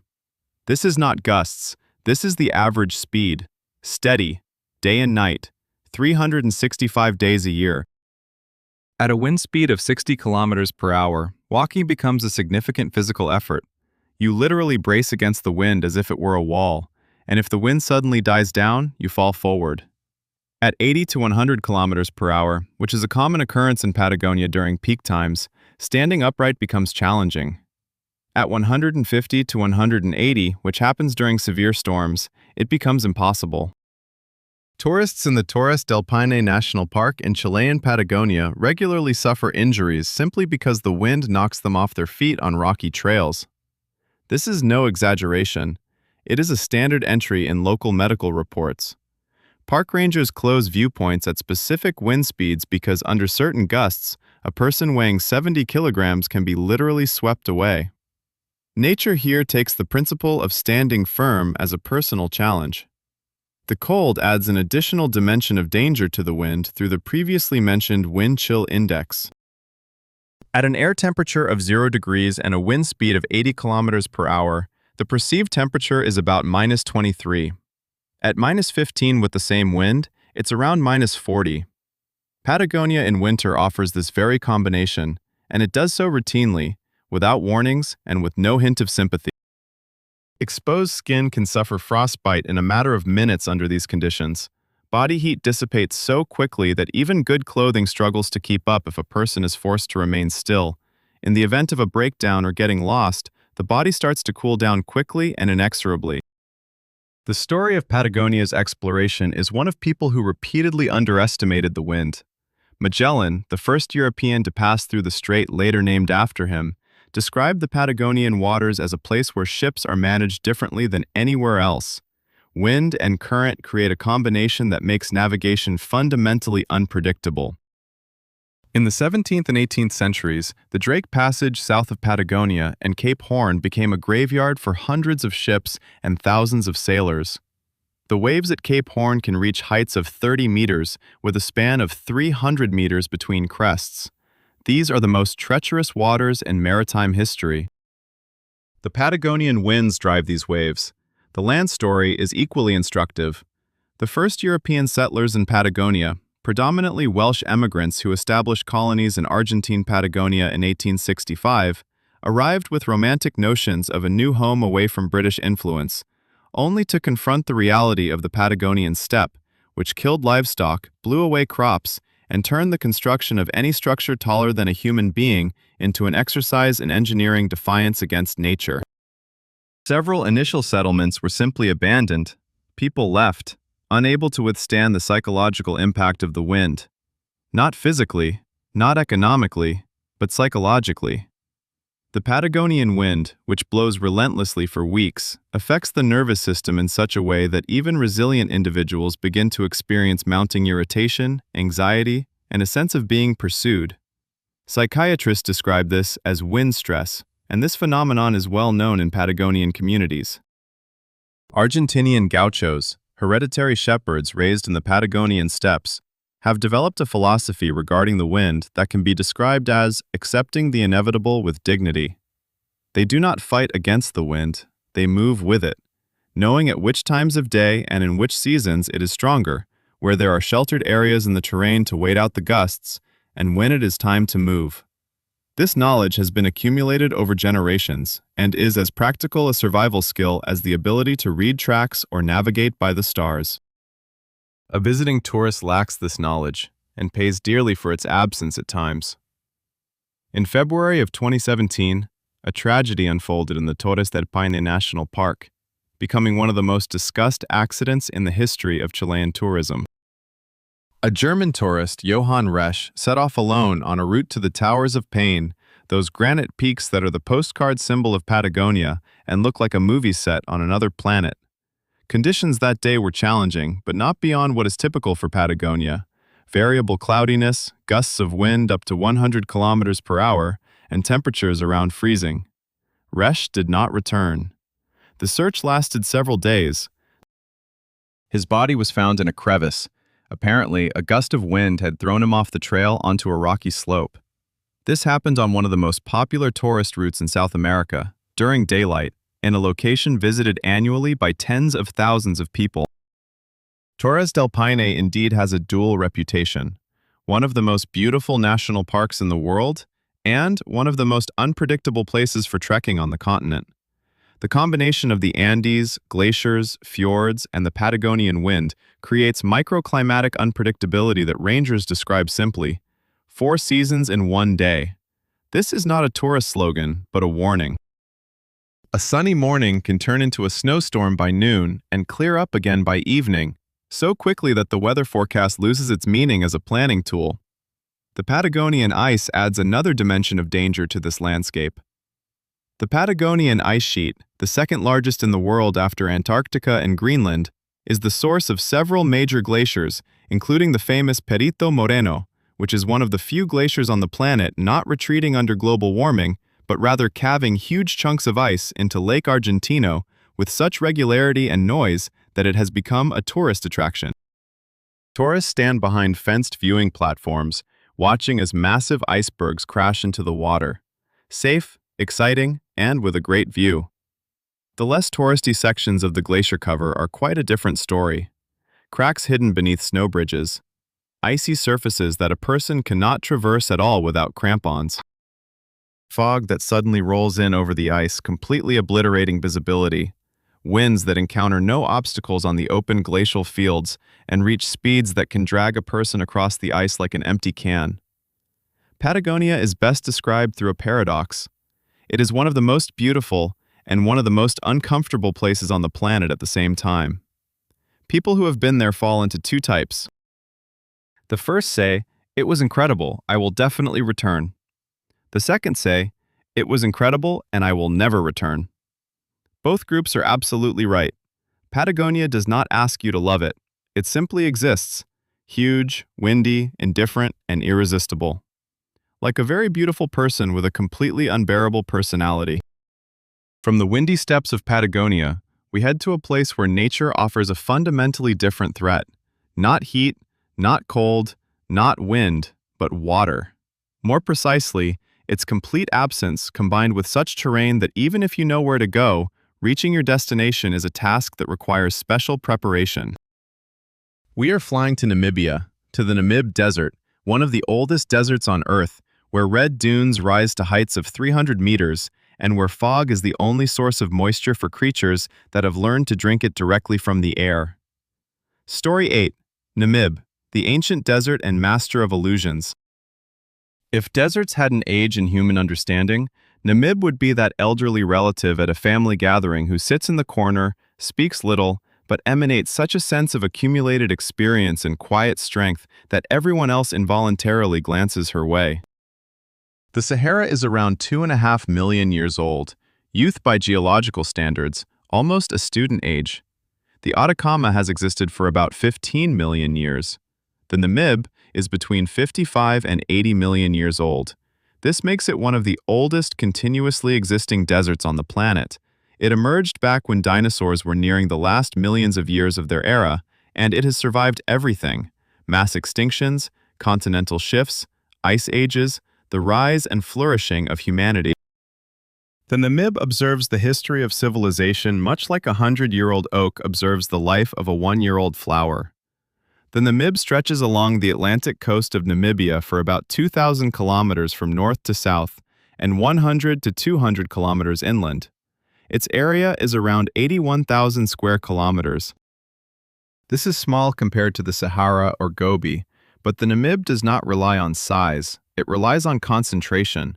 In a relatively small area, an extraordinary array of geological, climatic, and biological extremes has gathered, leading scientists to deem it one of the most biologically unique places on Earth, despite, or perhaps because of, its classification as one of the driest regions. Let's start with the appearance of the Namib, as it looks exactly like the backdrop for Denis Villeneuve's Dune, which is why some scenes of the film were shot here. The dunes of Sossusvlei in the central part of the desert are among the tallest in the world. Big Daddy Dune rises to about 325 meters, while Dune 45 stands at 170 meters. They are a deep red, the same iron oxide red as Australia's Simpson Desert, but here the red is richer, deeper, and feels more ancient. At sunrise, when the low sun illuminates the crests at sharp angles, the dunes cast shadows of such clarity and contrast that photographs appear like computer graphics. At sunset, they seem to burn. Literally burn, with an orange-red flame that slowly fades until only a dark silhouette remains against the starry sky. In the basins between the dunes of Sossusvlei are clay salt pans known as vleis, which fill with water about once every few years when rare rain showers the desert. But most famous is Dead Valley, a salt pan completely surrounded by the tallest dunes and so isolated from any water sources that the trees that grew here around 900 years ago, when moisture last sufficed, have long since perished. However, they did not fall or rot. They merely dried into a state of absolute permanence and stand as black skeletons on the white surface of the salt pan beneath the red dunes. This is referred to as the dead forest, and it is one of the most photographed landscapes in Africa. Trees that died 9 centuries ago and have preserved so perfectly that their wood does not succumb to decay in absolute dryness. Nature here is so meticulous in its conservation efforts that even death is preserved in primeval form. The reason for the existence of the Namib and the principal mechanism behind its unique character is the Benguela Current. This cold Antarctic current flows along the western coast of Africa from south to north, cooling the air over the Atlantic to such an extent that warm air from the continent meets cold sea air, creating thick fog rather than rain. This fog, known as coastal fog or Namib fog, is one of the defining phenomena of the desert. It arrives from the ocean at night and early morning, penetrating the desert up to 100 kilometers into the continent and settling as tiny droplets of water on everything it touches. Rainfall in the Namib is virtually non-existent, ranging from a few millimeters to zero in the coastal zone. But the fog comes about 180 days a year. This phenomenon has created one of the most unusual ecosystems on the planet, life sustained not by rain, but by fog. The Namibian fog beetle, Stenocara gracilis, is perhaps the most famous example. This small black beetle has developed a behavior that biologists first described in 1995 and which has since been studied by engineers around the world. When a foggy morning arrives, the beetle climbs to the crest of a dune, tilts itself at a specific angle to the wind, and tiny droplets of fog condense on the bumps of its wings, rolling down special channels and directly into its mouth. The beetle literally drinks fog. This is such an elegant engineering solution that several companies have developed systems based on it for collecting water from the air in arid regions. One beetle, millions of years of evolution, revolutionizing water supply engineering. The Namib desert gecko, Pachydatylus rangi, does something similar. It licks droplets of fog from its eyes. Lacking eyelids, it uses its tongue to clean its eyes, and also to obtain necessary moisture. The desert lion of Namibia, one of the rarest lion populations in the world, adapted to life in the coastal desert, has learned to hunt for seals that live in huge colonies along the Namibian coast. These are the only lions in the world that regularly hunt in the ocean surf. The Namib is a place where evolution has worked without a break for 80 million years, accumulating such a wealth of unique solutions that biologists come here, like to a library of a fundamentally new kind. The Himba people, indigenous residents of northern Namibia, living on the border of the Namib Desert and the semi-arid region of Kyoko land, have developed their own technology for protection against the dry heat. The Himba apply a mixture of ochre and animal fat to their bodies, hence their characteristic red-brown skin color, which makes their photographs recognizable worldwide. This is not just cosmetics. The mixture protects the skin from drying out and from the sun, repels insects, and acts as a natural antiseptic. This multifunctional technological solution, developed millennia ago, outperforms many modern counterparts. The Himba also use little water for hygiene. Instead, they use smoke baths, burning aromatic herbs and allowing the smoke to cleanse their skin and clothing. In the conditions of the Namib, where water is a critical scarcity, this is not a whim, it is practicality. But let's return to why the Namib kills uninvited guests, and does so in its own way, differently from other deserts. The main characteristic of the Namib as a deadly environment is the illusion of accessibility. Most dangerous deserts in the world are located far from civilization, making them difficult to reach, and the very difficulty of access serves as a natural filter, weeding out the unprepared. The Namib is different. Namibia's tourist infrastructure is among the best in Africa. The roads are relatively good. Sossusvlei attracts tens of thousands of tourists each year. The drive from Windhoek, the capital of Namibia, to the entrance of Namib Naukluft Park takes only a few hours. This creates a sense of manageability and safety for the tourists that is completely false outside the established tourist routes. Namibian rescue services record several dozen cases each year of tourists getting lost in the dunes or rocky parts of the desert. The mechanism is almost always the same. A person strays from their path just a little, to look at something interesting, to photograph an unusual angle, or simply to explore, and loses their orientation among the dunes, which look identical from every side. The Sossusvlei dunes in particular create an environment where navigation without tools is nearly impossible. They all share the same color, shape, and scale. The sun at its zenith provides no shadows to help determine direction. Tracks in the soft sand can be erased by the wind within just a few minutes. A person who loses their way among the dunes at noon, when the temperature is 45 degrees, has between a few hours to a whole day before succumbing to the elements. In September of 2019, an American tourist named John Allen Chow, who had come to Namibia for a photo safari, More accurately, another episode involving an unnamed tourist, to avoid confusion with other stories, decided to leave the camp at dawn by himself to photograph the sunrise over the dunes without any other tourists in the frame. He did not return for breakfast. The search lasted around 18 hours. He was found several kilometers from the camp, in a state of severe heat stroke and dehydration, having been moving in the opposite direction of the camp the entire time. He survived, but according to Namibian medical personnel, it was very close to not surviving. The Namib Desert at night presents a different kind of threat. The Namib Desert is one of the best places in the world for stargazing. The sky here is so clear and dark that on a clear, moonless night, not only the structure of the Milky Way is visible, but also the Magellanic Clouds, satellite galaxies of the Milky Way, which can only be seen with the naked eye from the southern hemisphere. It is incredibly beautiful.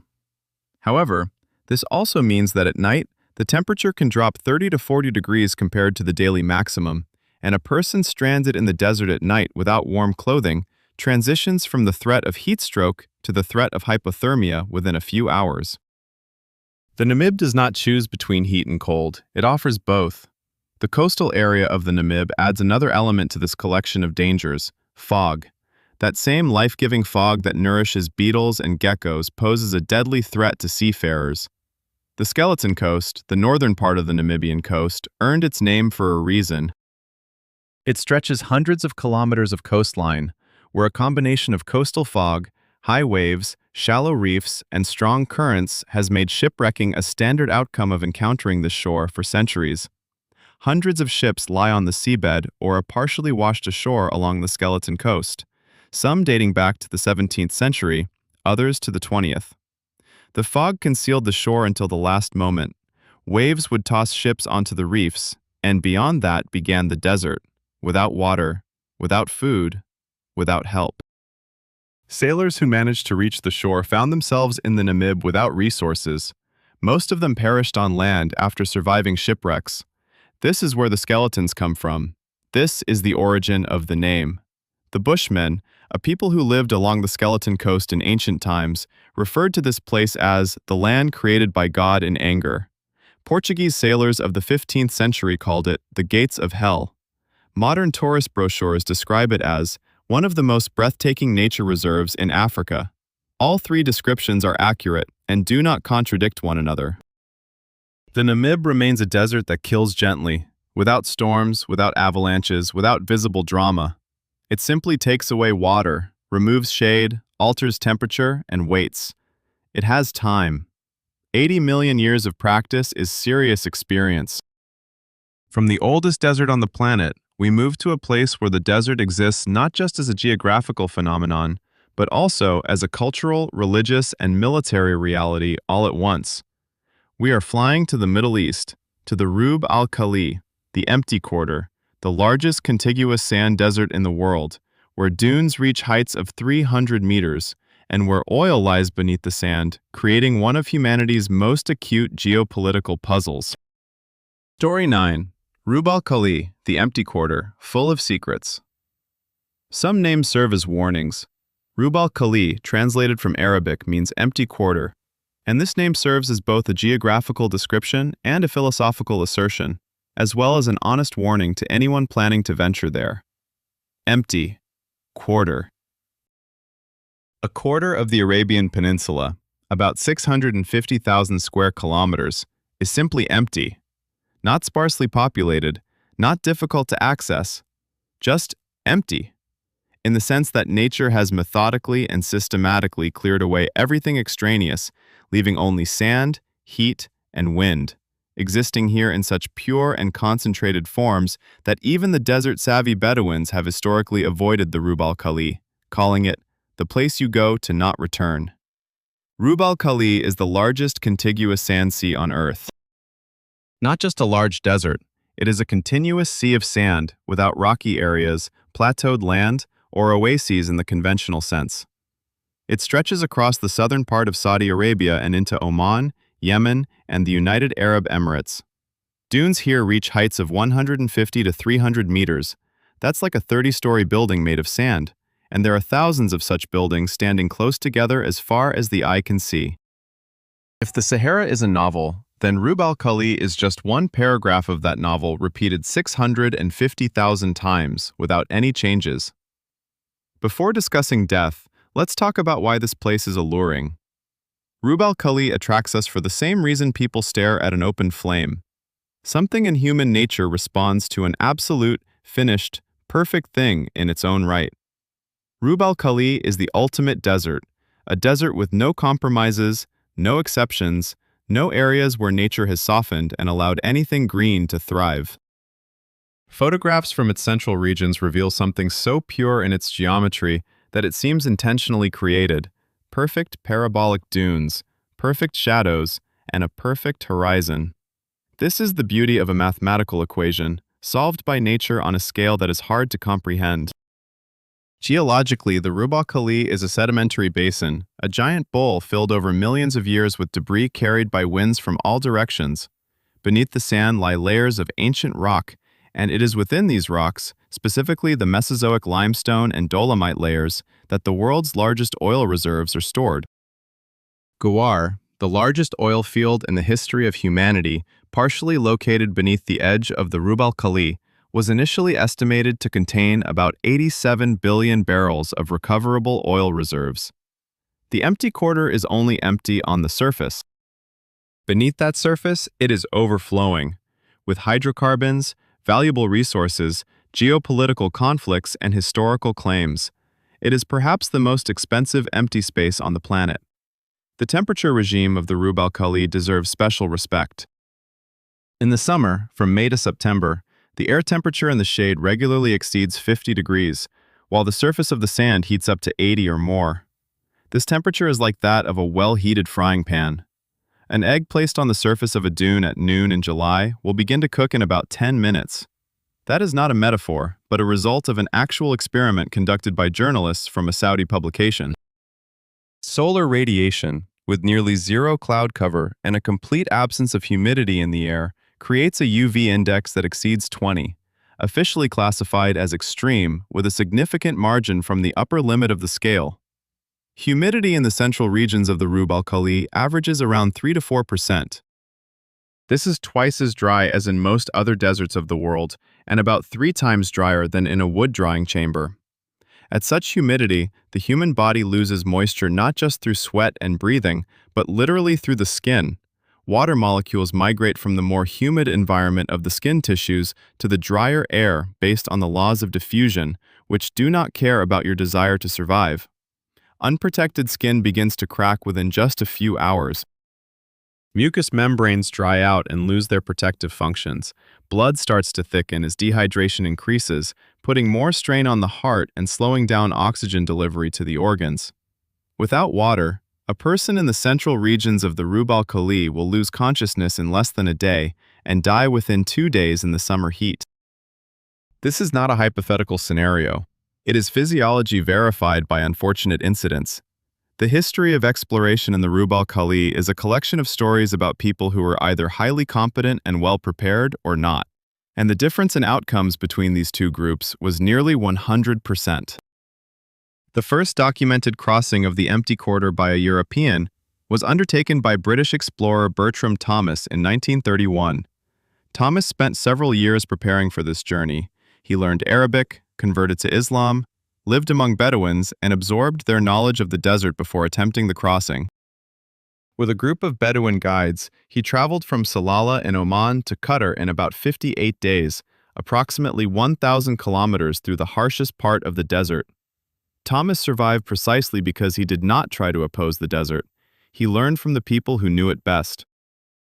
A year later, in 1932, he was followed by Harry St. John Bridger Philby, a British explorer, advisor to the Saudi king, father of the famous Soviet spy Kim Philby, and, according to many historians, one of the most eccentric Britons of the 20th century. Philby also crossed the Rub al Khali with Bedouin guides and similarly survived, though his expedition was significantly more challenging and traversed areas that Thomas avoided. Both of these men understood the fundamental rule of the Rub al Khali: the desert cannot be conquered. One can only negotiate with it, and negotiations must be made on its terms, not one's own. Wilfred Thesiger, perhaps the most famous explorer of Arabia in the 20th century, crossed the Rub al Khali twice at the end of the 1940s, and his book Arabian Sands remains the most accurate literary description of life in this desert. Vestager wrote not as a tourist or a scholar, but as a person who chose the desert as his home for several years, and who understood that his survival depended on his Bedouin companions literally at every step.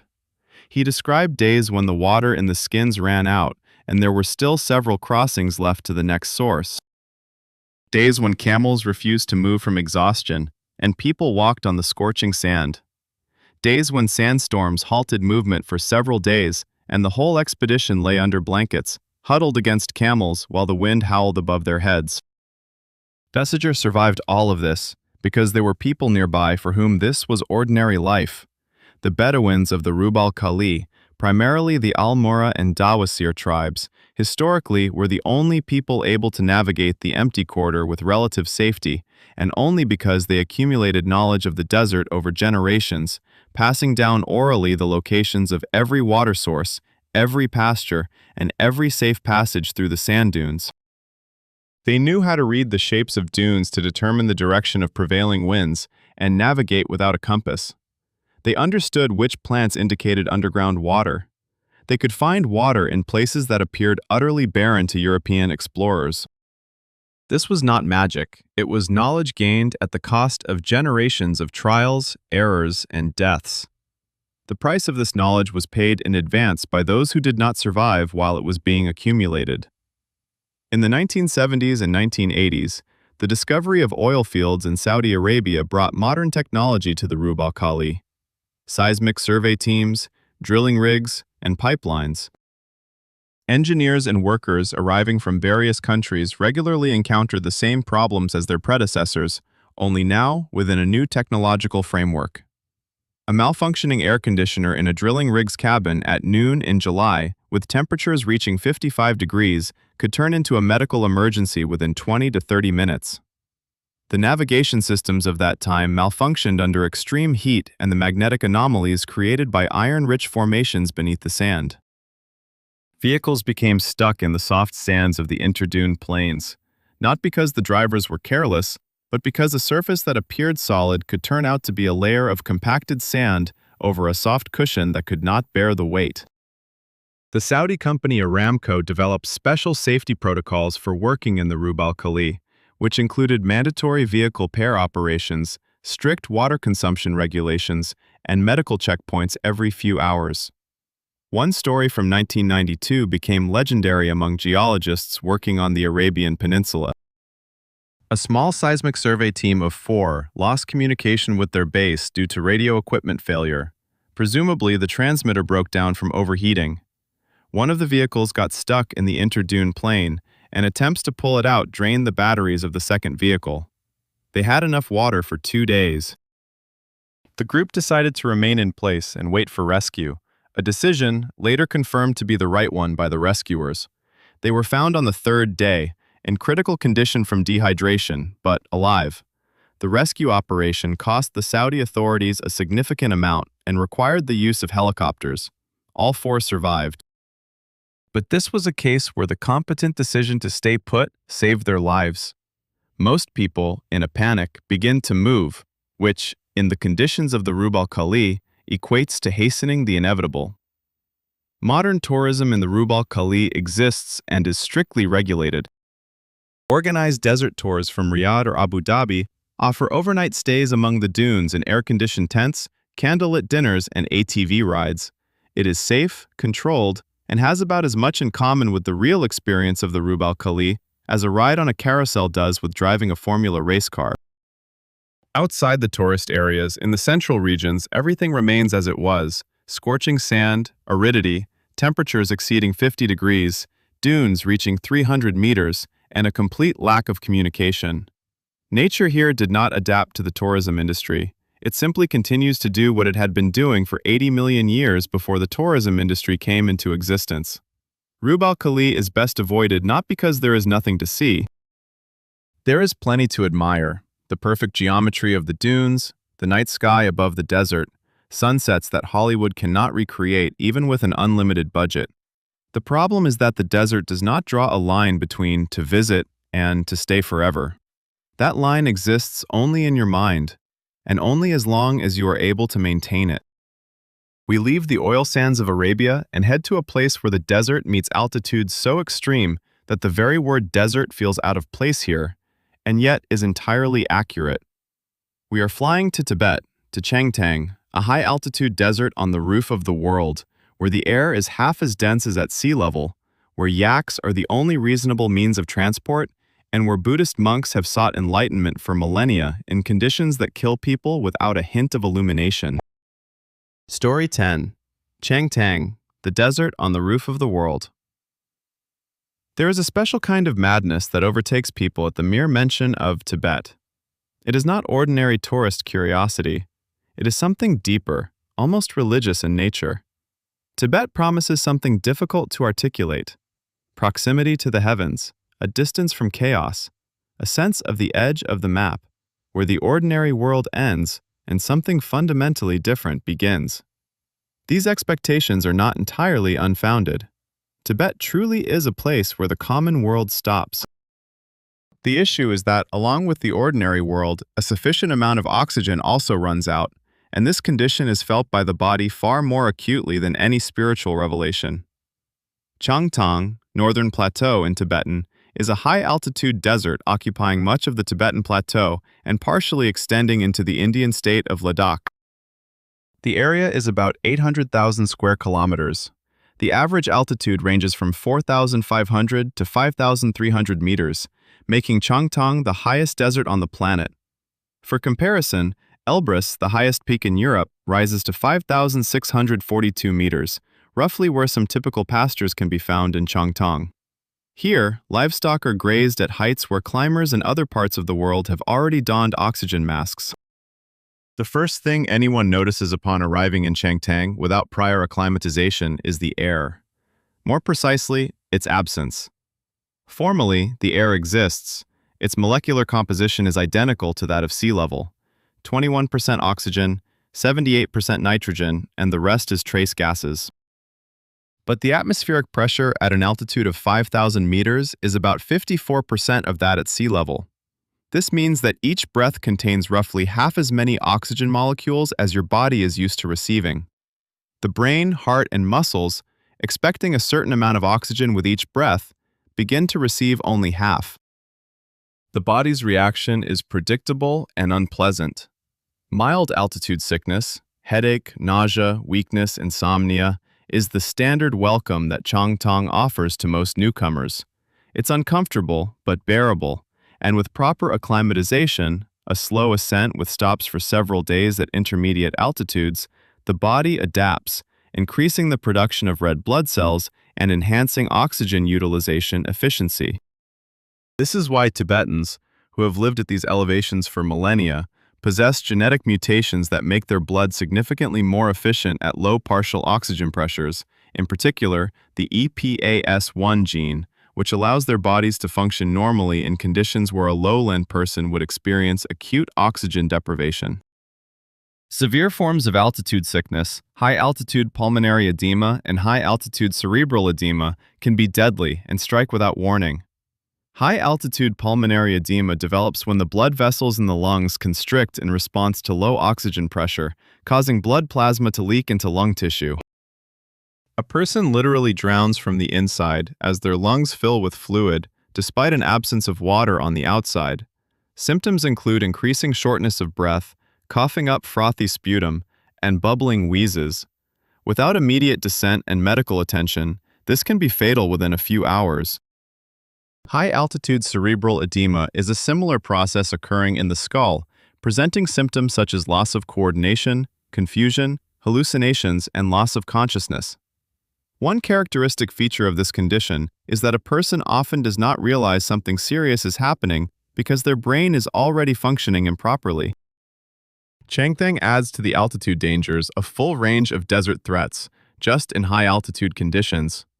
Precipitation averages around 100 to 200 millimeters per year, which technically qualifies as a desert. Most of this moisture falls during the summer monsoon period, when the Himalayas to the south receive heavy rains, and Changthang captures leftover moisture in the form of brief summer downpours and snowfalls. In the winter, precipitation is almost non-existent, while temperatures drop to -40 to -50 degrees, and winds from the west contribute a wind chill factor, making the actual feel of cold comparable to Antarctic conditions. Solar radiation at an altitude of 5,000 meters, in pure mountain air and significant albedo from snowy surfaces, is extreme. The ultraviolet index exceeds 20 units just like in the Atacama, while the reflection from snow and ice amplifies the total radiation dose. The history of human presence in Changthang stretches deep into antiquity. Tibetans have inhabited this plateau for about 10,000 years, representing one of the most remarkable examples of human adaptation to extreme conditions in the history of the species. Nomadic herders, known as drokpa, graze yaks and sheep at altitudes where most people on the planet would struggle to walk without special training. Their dwellings, black wool tents made of yak wool, represent an ingenious engineering solution. Yak wool swells when wet, sealing the fabric's pores and making it waterproof while still allowing airflow in dry conditions. Yaks, without which life for the drokpa would be practically impossible, are such a successful product of evolution for high-altitude living that scientists study their physiology as a model example of adaptation. Their blood contains 3 times more red blood cells than that of lowland livestock. Their lungs are enlarged in relation to their body size, and their long, thick fur acts as a multi-layered thermal insulator in freezing temperatures while functioning as a ventilator during movement.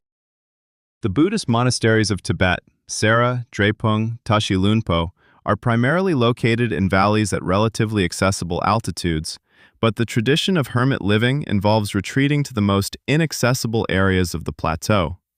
Tibetan yogis who practice tumo have lived for centuries in caves at altitudes of 4,000 to 5,000 meters, practicing meditative techniques that allow them to maintain body temperature in extreme cold.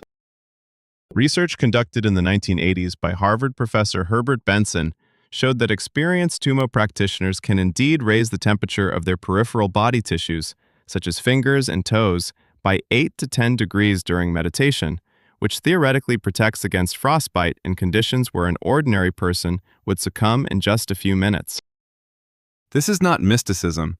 It is a neurologically and physiologically real phenomenon. It simply requires several years of practice that most tourists do not possess. The expedition of Sven Hedin, a Swedish explorer who undertook several journeys through Tibet in the late 19th and early 20th centuries, became one of the most documented accounts of encounters with Changthang. In 1901, Hedin's expedition found itself in a dire situation in the western part of the plateau. Their water supplies had run out, camels began to die, and the group faced the grim prospect of imminent death. Hedin later wrote about this experience in detail, unvarnished. He described how his own body shifted into survival mode, how thinking slowed down and simplified, with the singular thought of water dominating his mind. The expedition was saved when one of the camels instinctively found a water source beneath a thin layer of sand. Animals can sense water where humans cannot see it. Despite the rescue of the main group, several members of the expedition perished.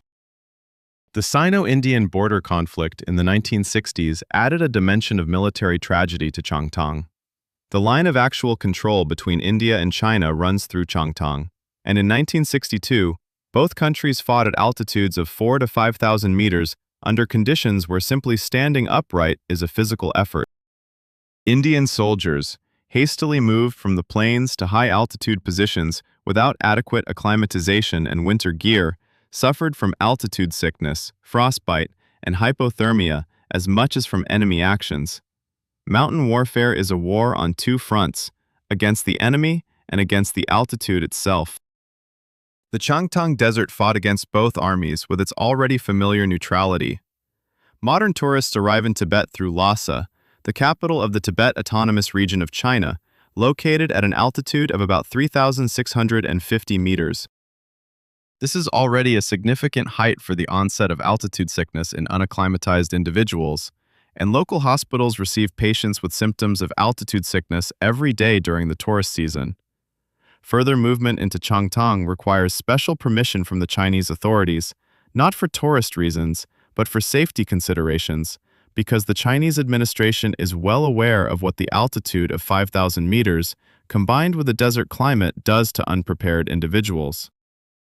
In 2008, a Japanese tourist, an experienced hiker with trekking experience in the Himalayas, decided to traverse a route in the western part of Changthang without a guide, relying on her previous high-altitude experience. She disappeared 2 days after starting the trek. The search lasted about a week. She was found on the third day of the search, alive, but in a state of severe altitude sickness and hypothermia, unable to move on her own. Her experience in the Himalayas proved insufficient preparation for Changthang, as Changthang is not just high altitude.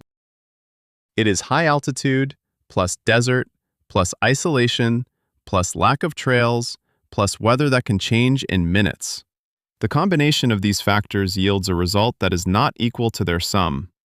Science in Changthang flourishes precisely due to the extremity of the conditions.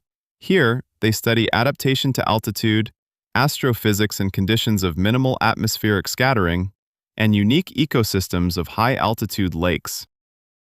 Namco Lake, Heavenly Lake, located at an altitude of 4,880 meters, is one of the largest high-altitude saltwater lakes in the world and has such a depth of blue that photos taken there are often accused of filter manipulation, although no editing is done.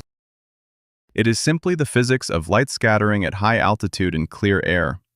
Rare species of birds, adapted to the high altitude, nest here, with some migrating over Everest, above the peak where climbers perish from lack of oxygen.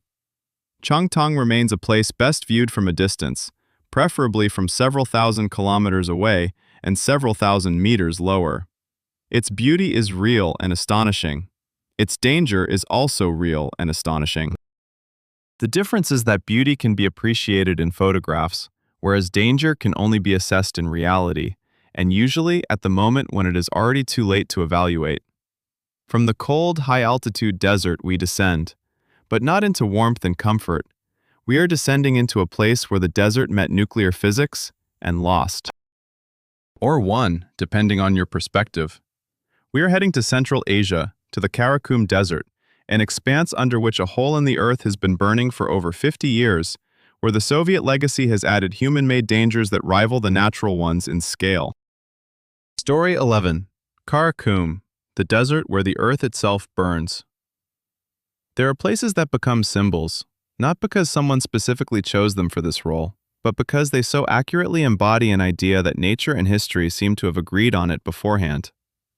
The Darvaza crater in the Turkmen Karakum Desert is just such a place. It embodies the idea of human hubris with such clarity and theatricality that if it didn't exist, it would be worth inventing. But it does exist. It burns, and it has been burning for over 50 years with no signs of intention to stop.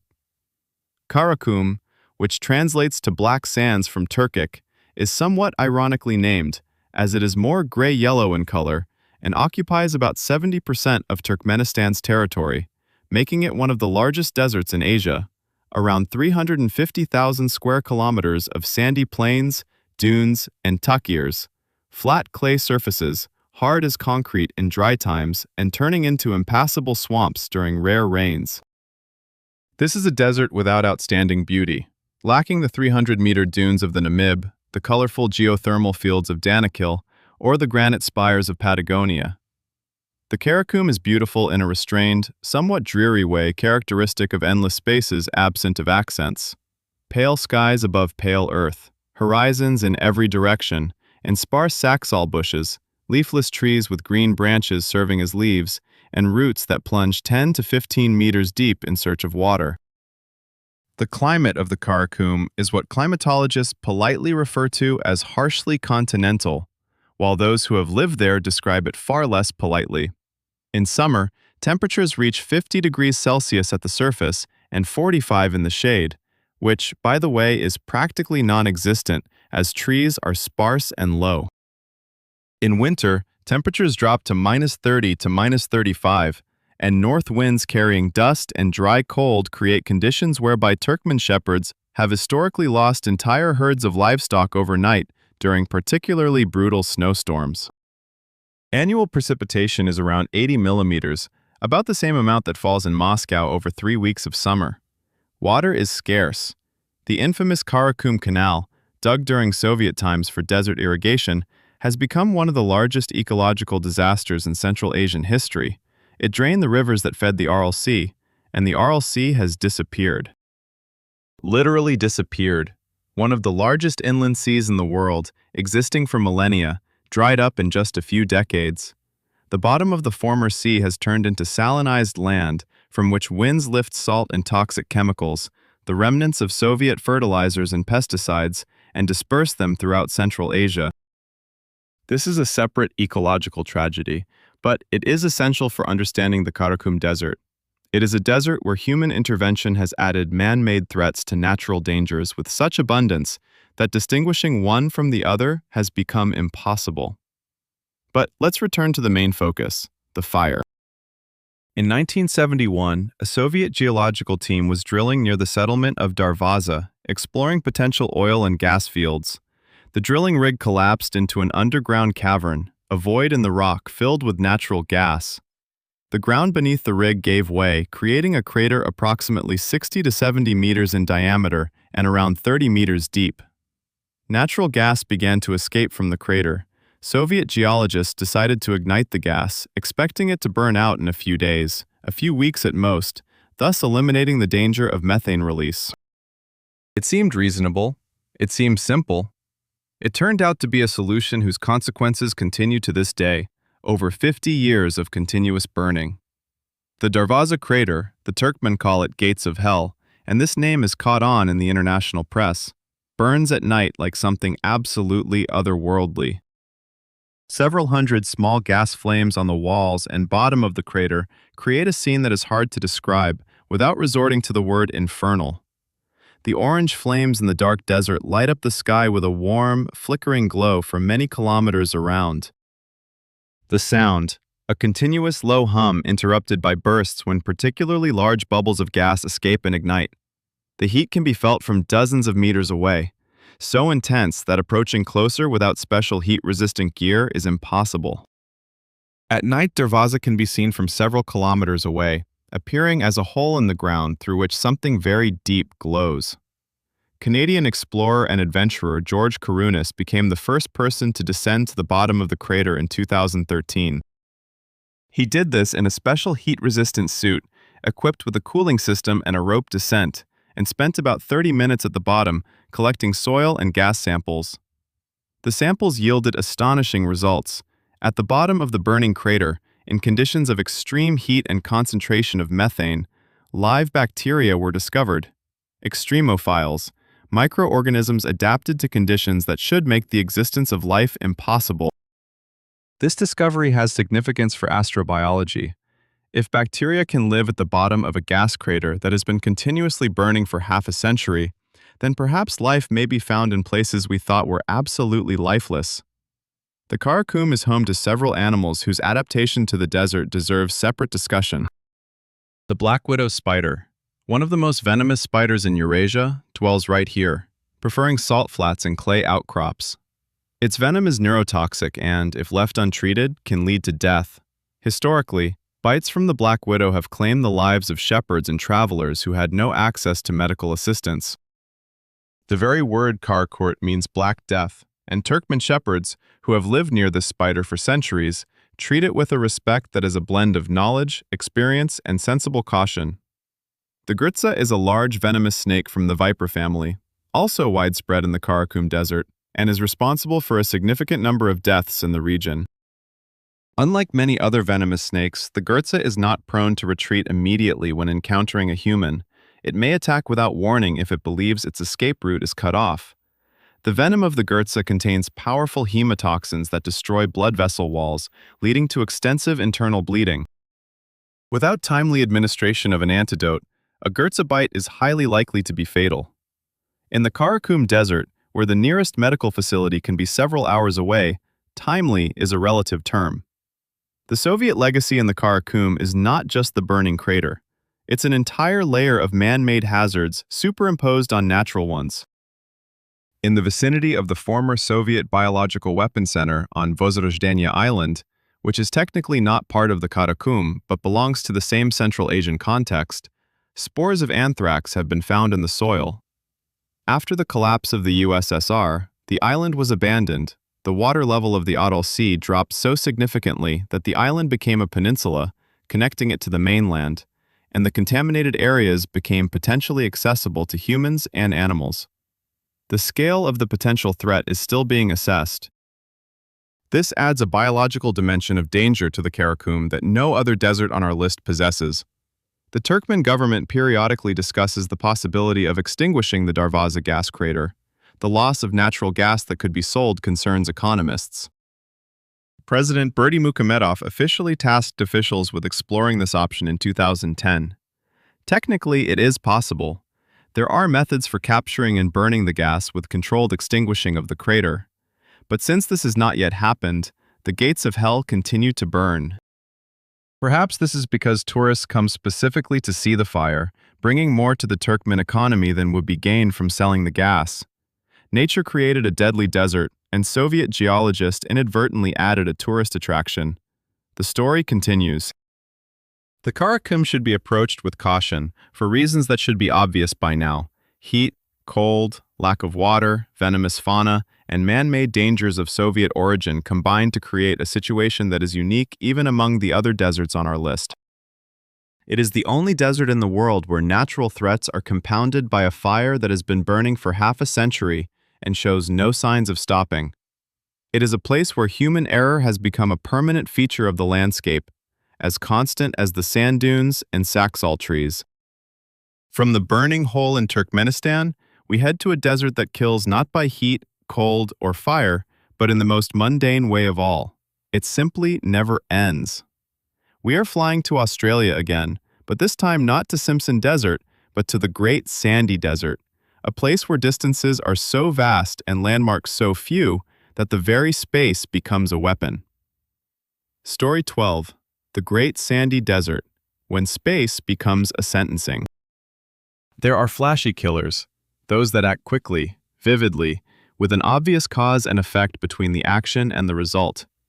The Danakil with its boiling acidic springs, the Darvaza with its burning crater, Antarctica with its instant frostbite. And then there are methodical killers, those that do not rush, do not showcase their power, do not intimidate from the start. They simply surround you and wait. The Great Sandy Desert of Australia belongs to exactly the second type. It does not burn you alive immediately, nor freeze you in minutes. It simply exists everywhere you look, and continues to exist long enough for you to realize there is no way out, not because it's locked, but because it's too far away. The Great Sandy Desert, not to be confused with the larger Victoria Desert or with Simpson Desert that we have already discussed, is located in the northwest of Australia, predominantly within the state of Western Australia, partially encroaching on the Northern Territory. Its area is about 400,000 square kilometers. That's roughly equivalent to taking Germany and France together, removing all life and interesting features and leaving only red sand and sparse shrubs. That's exactly how it looks. Unlike Simpson, with its mathematically precise parallel ridges, the Great Sandy Desert is arranged more chaotically. The dunes here are not parallel to one another, but intersect, forming star-like and transverse shapes that change depending on the prevailing winds. This creates a landscape even more confusing and disorienting than Simpson. At least there, all the ridges went in one direction, providing a sort of reference. Here, there is none of that. The red dunes spread out in all directions without an apparent system, interspersed with rocky patches and saline flats and spinifex bushes. A tough, sharp grass capable of piercing thin shoe soles cover the surface with a solid, prickly carpet, making movement difficult and depriving you of the opportunity to use the terrain as a hint. There are no landmarks at all. There is only space. Vast, uniform, indifferent space. This space kills in a specific way. Distances in the Great Sandy Desert are the main weapon, not the temperature, although it does reach full summer Australian highs of around 50 degrees, nor the lack of water, although there is also no water here. It is the distances. The nearest settlement to the center of the desert is several hundred kilometers away. The closest paved road is similarly far. The nearest source of water available without a drilling rig is also several hundred kilometers away. In the event of a vehicle breakdown, even when fully equipped and prepared, a person is faced with a choice: stay put and wait for help, or move on. Both options are bad, but the first one is statistically better, provided that someone knows exactly where you are and that you have enough water to wait. Spinifex is a plant that deserves a separate description as a feature of the desert landscape and a source of additional troubles. It is a tough, sharp grass that forms dense clumps with diameters ranging from half a meter to several meters, covering the ground almost entirely in the inter-row plains. The sharp tips of the Spinifex leaves penetrate through most types of clothing and footwear, causing small but painful stings and scratches that can easily become infected in hot, low-humidity conditions. Moving through dense patches of Spinifex is physically exhausting and requires about twice the energy and time compared to moving across open ground, which means double the water consumption. Aboriginal people use the resin of Spinifex as a natural glue, binding wooden tools together with it. This is practical and demonstrates a profound knowledge of local materials. For travelers without this knowledge, Spinifex is simply a large, prickly obstacle evenly distributed across the desert's surface. The Aboriginal people of Australia, in particular the Pintupi and Walpiri peoples, whose traditional territories cover parts of the Great Sandy Desert, have lived in these conditions for tens of thousands of years and developed a survival system that anthropologists describe as one of the most sophisticated in human history relative to its environment. The Pintupi knew the location of every permanent waterhole, a wimalu, every seasonal spring, and every spot where water collects in rock depressions after rain. This knowledge was literally a survival map, passed down through generations in the form of songs, so-called songlines, which encode routes, landmarks, and sources of water over thousands of kilometers. Songlines are not just poetry or religious practices, they are navigation systems, encoded in a form that human memory can reliably store and transmit. This is perhaps the most elegant database ever created by humanity, functioning flawlessly in the conditions of the Great Sandy Desert for tens of thousands of years. In 1964, an event occurred that entered the history of Australian anthropology known as the Pintupi family. A small group of 9 Aboriginal people, a man, several women, and children, was discovered deep in the Great Sandy Desert by a patrol searching for those who had strayed from the community. This family had no contact with the outside world and lived in the desert completely autonomously, using only traditional survival methods. They were healthy, well-nourished, hunting, gathering seeds, and finding water through songlines, and did not experience any shortages of essential resources for life. Their encounter with the patrol was the first contact with European civilization for most members of the group. The desert, which has claimed the lives of travelers equipped with modern technology, was simply home for this family, because they knew its language. The history of European exploration of the Great Sandy Desert is filled with a long list of expeditions where survival was reserved for those who were well prepared, while those who underestimated the distances perished. Peter Warburton, a British explorer, crossed Western Australia from east to west in 1873 as part of an expedition that would later be described as a marvelous rescue. By the end of the journey, his group was in extreme exhaustion, with camels dying one after another.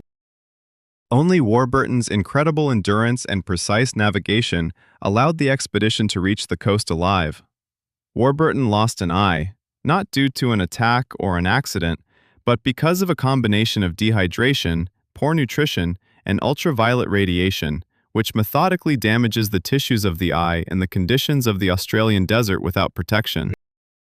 The modern history of the Great Sandy Desert includes several episodes that regularly make headlines in Australian news under the title Bush Rescue, an Australian euphemism for situations where people get in trouble in remote areas.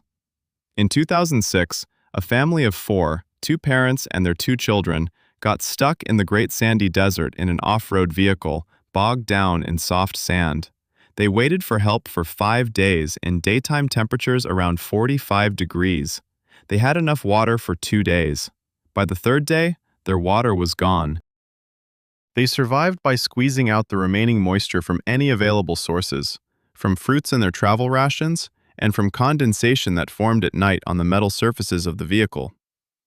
On the fifth day, a rescue helicopter found them thanks to a signal from a satellite beacon, which the father had the foresight to activate on the second day. Everyone survived, suffering from severe dehydration, but alive. A satellite beacon costing around $300 saved 4 lives. The wildlife of the Great Sandy Desert adds to this picture with the same generosity that Australian nature generally displays regarding poisonous creatures. The inland taipan, previously mentioned in relation to Simpson, is found here as well. However, in the Great Sandy Desert, special attention should be given to the funnel web spider, not the Sydney funnel web, whose venom is widely known, but its lesser-studied relatives from the arid interior, about which we have significantly less data precisely because few people emerge from their habitat with a bite and the opportunity to report it to scientists.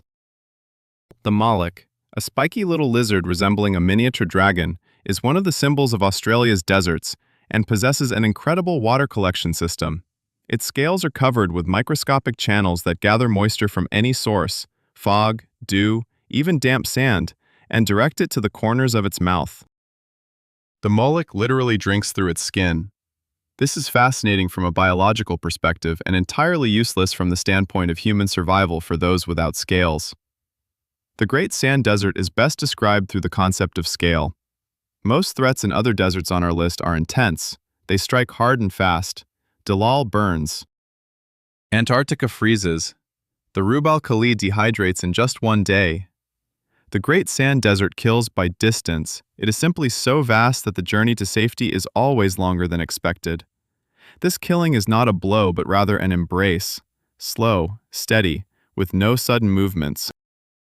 The desert wraps around you completely and waits until you realize that escaping is impossible. We are approaching the conclusion of our journey. One desert remains, and it is special. Not the largest, not the hottest, not the coldest, but the most unpredictable. The one that can create the illusion of safety better than all the others. The one that endangers tourists who thought they arrived at an exotic yet entirely accessible vacation spot. We are heading to Arabia, the Negev Desert and its surroundings, within the desert system of the Middle East that encircles the cradle of civilization and patiently awaits all who believe that the ancient nature of a place ensures its safety. Story 13. The Negev and the Arabian Desert, the cradle of civilization, the grave of overconfidence. We have reached the end of our route, the 13th desert, the final chapter in a guide that should never have been written and that no one should use as a practical manual. We've traversed the burning land of Dalal, the icy infinity of Antarctica, the red labyrinths of Australia, and the fiery pit of Turkmenistan. And now we find ourselves where, essentially, all human history began, in the deserts of the Middle East, in the Negev and Arabian deserts, in places where 3 major world religions originated, where the first cities and written laws emerged, where humanity took its first steps from nomadism to civilization. This makes these deserts special and particularly dangerous because there is nothing more lethal than a place that feels familiar. The Negev occupies about 60% of modern Israel's territory, approximately 12,000 square kilometers in a triangle tapering to the south and meeting the Red Sea at Eilat. It is not a large desert by the standards of our list. Compared to the Rub al Khali or the Karakum, it seems modest. However, the Negev compensates for its small size with richness, geographical, historical, climatic, and biological, that makes it one of the most studied and simultaneously one of the most dangerous deserts in the world for the uninitiated. The Arabian Desert, surrounding the Negev to the east and south and stretching through Jordan, Saudi Arabia, and the Gulf countries, adds around 2 million square kilometers to this expanse, creating a vast desert mass interrupted only by a narrow strip of fertile crescent along the Tigris and Euphrates rivers. Let's start with why these deserts seem familiar to anyone who has ever read the Bible, the Quran, or the Torah, 3 books that take place right here. The exodus of the Israelites from Egypt through the Sinai Desert. 40 years of wandering in the desert, a journey that a modern hiker could complete in a few weeks, which either suggests the scale of a spiritual rather than a physical journey, or illustrates just how disorienting the desert can be. The revelations of prophets in the solitude of the desert, the path of the Magi, the temptations in the desert. All of this history unfolded here, in the Negev, in Sinai, in the Judean desert along the shores of the Dead Sea. People who come here today carry with them this weight of images and stories, and it is this weight that creates a danger. The place feels familiar because you have read about it or heard about it 1,000 times. Familiarity is an illusion. The desert has not read the same books. Geologically, the Negev is one of the most diverse landscapes in the Middle East. Ramon Crater, or Maktesh Ramon, is the largest erosion crater in the world, about 40 kilometers long, around 10 kilometers wide, and roughly 500 meters deep, formed not by a meteorite or a volcanic explosion, but by millions of years of erosion that wore away the softer rocks faster than the surrounding ones. This geological anomaly is of such magnitude that it is visible from space, and the first Israeli astronauts used it as a landmark while observing Earth from orbit. Inside the crater are layers of sedimentary rock in various colors: red sandstone, white limestone, black basalt, and yellow dolomite. A geological section that is around 200 million years old is exposed at the surface and accessible for study by anyone interested, which is one reason why several tourists perish in the crater each year, having decided to explore it on their own and unprepared.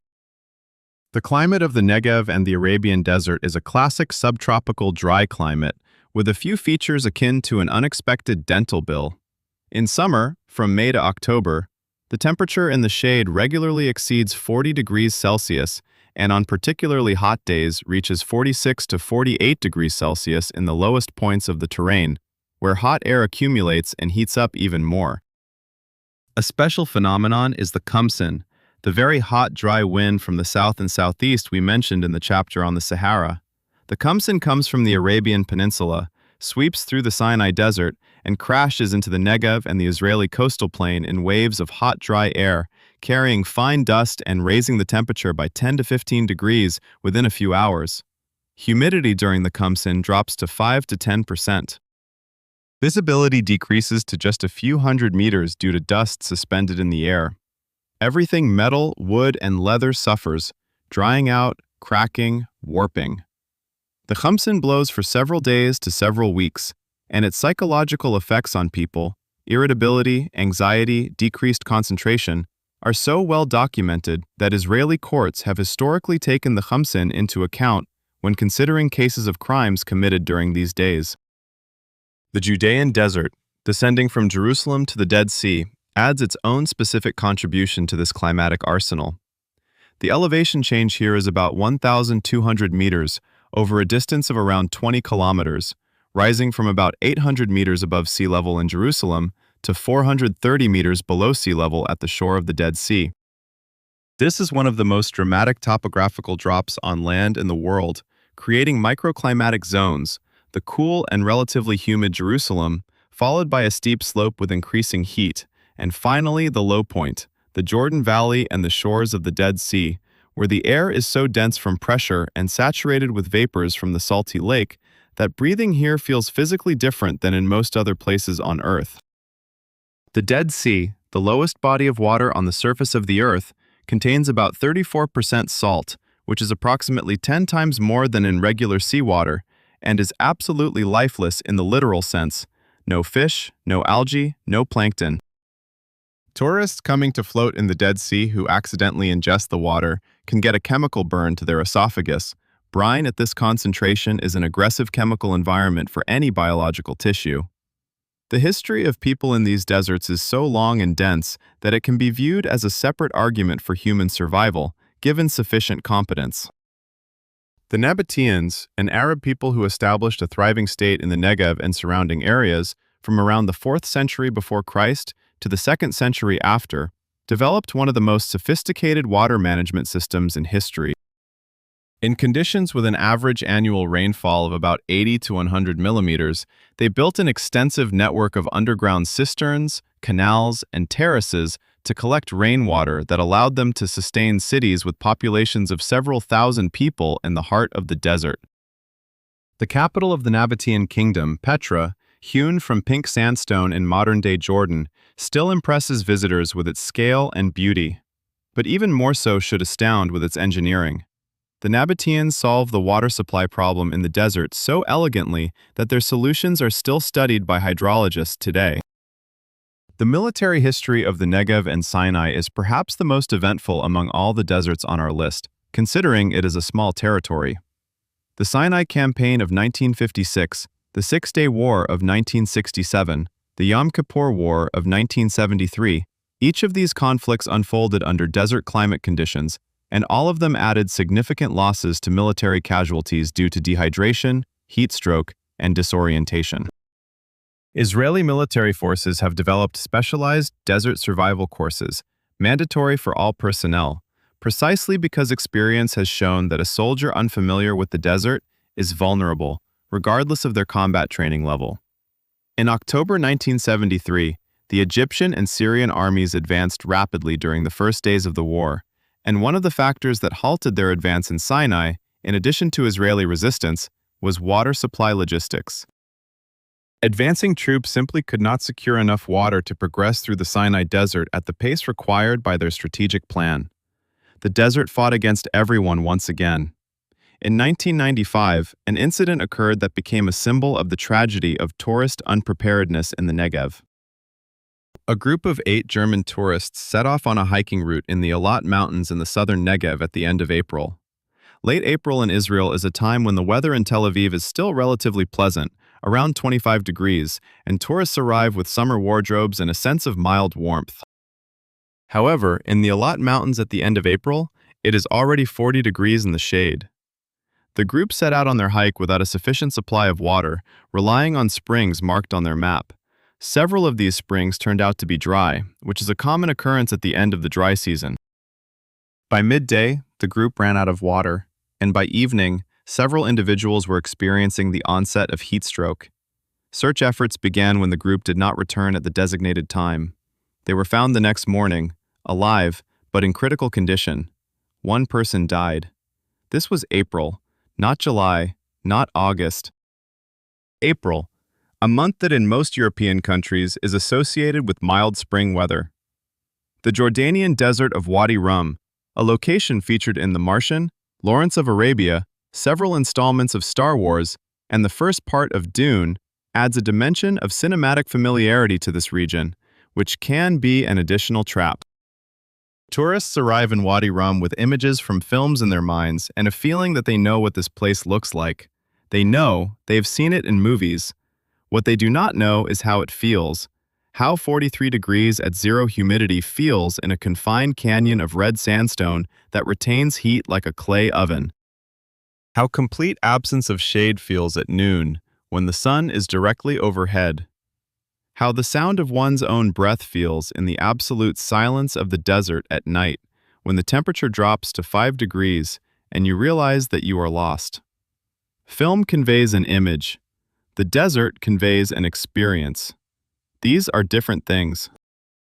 The most tragic episode in the modern history of the deserts of the Middle East does not involve tourists or military personnel, but refugees. People crossing the Sinai Desert and the Negev not for adventure or photographs, but out of desperation. Every year, hundreds of people from Africa and the Middle East attempt to traverse Sinai into Israel or cross from Arabia through the Jordanian desert in search of safety. Some of them perish along the way, from dehydration, from heat stroke, from the actions of smugglers, or simply due to unfortunate circumstances in a place that does not forgive missteps. These people do not underestimate the desert. They know what they are facing. They proceed nonetheless, because what they are fleeing from is more frightening than the desert itself. This is perhaps the most eloquent testament to what the desert represents. People who know all about it, who understand all the risks, still choose it as the lesser of two evils. This speaks not so much of the desert, but of the world surrounding it. The Negev and the Arabian Desert, taken together, are probably the most precise embodiment of the main paradox of all deserts we have discussed in this guide. The most significant places in human history are simultaneously the most deadly for the individual. Religions were born here, and prophets died. Civilizations were built here, and armies perished.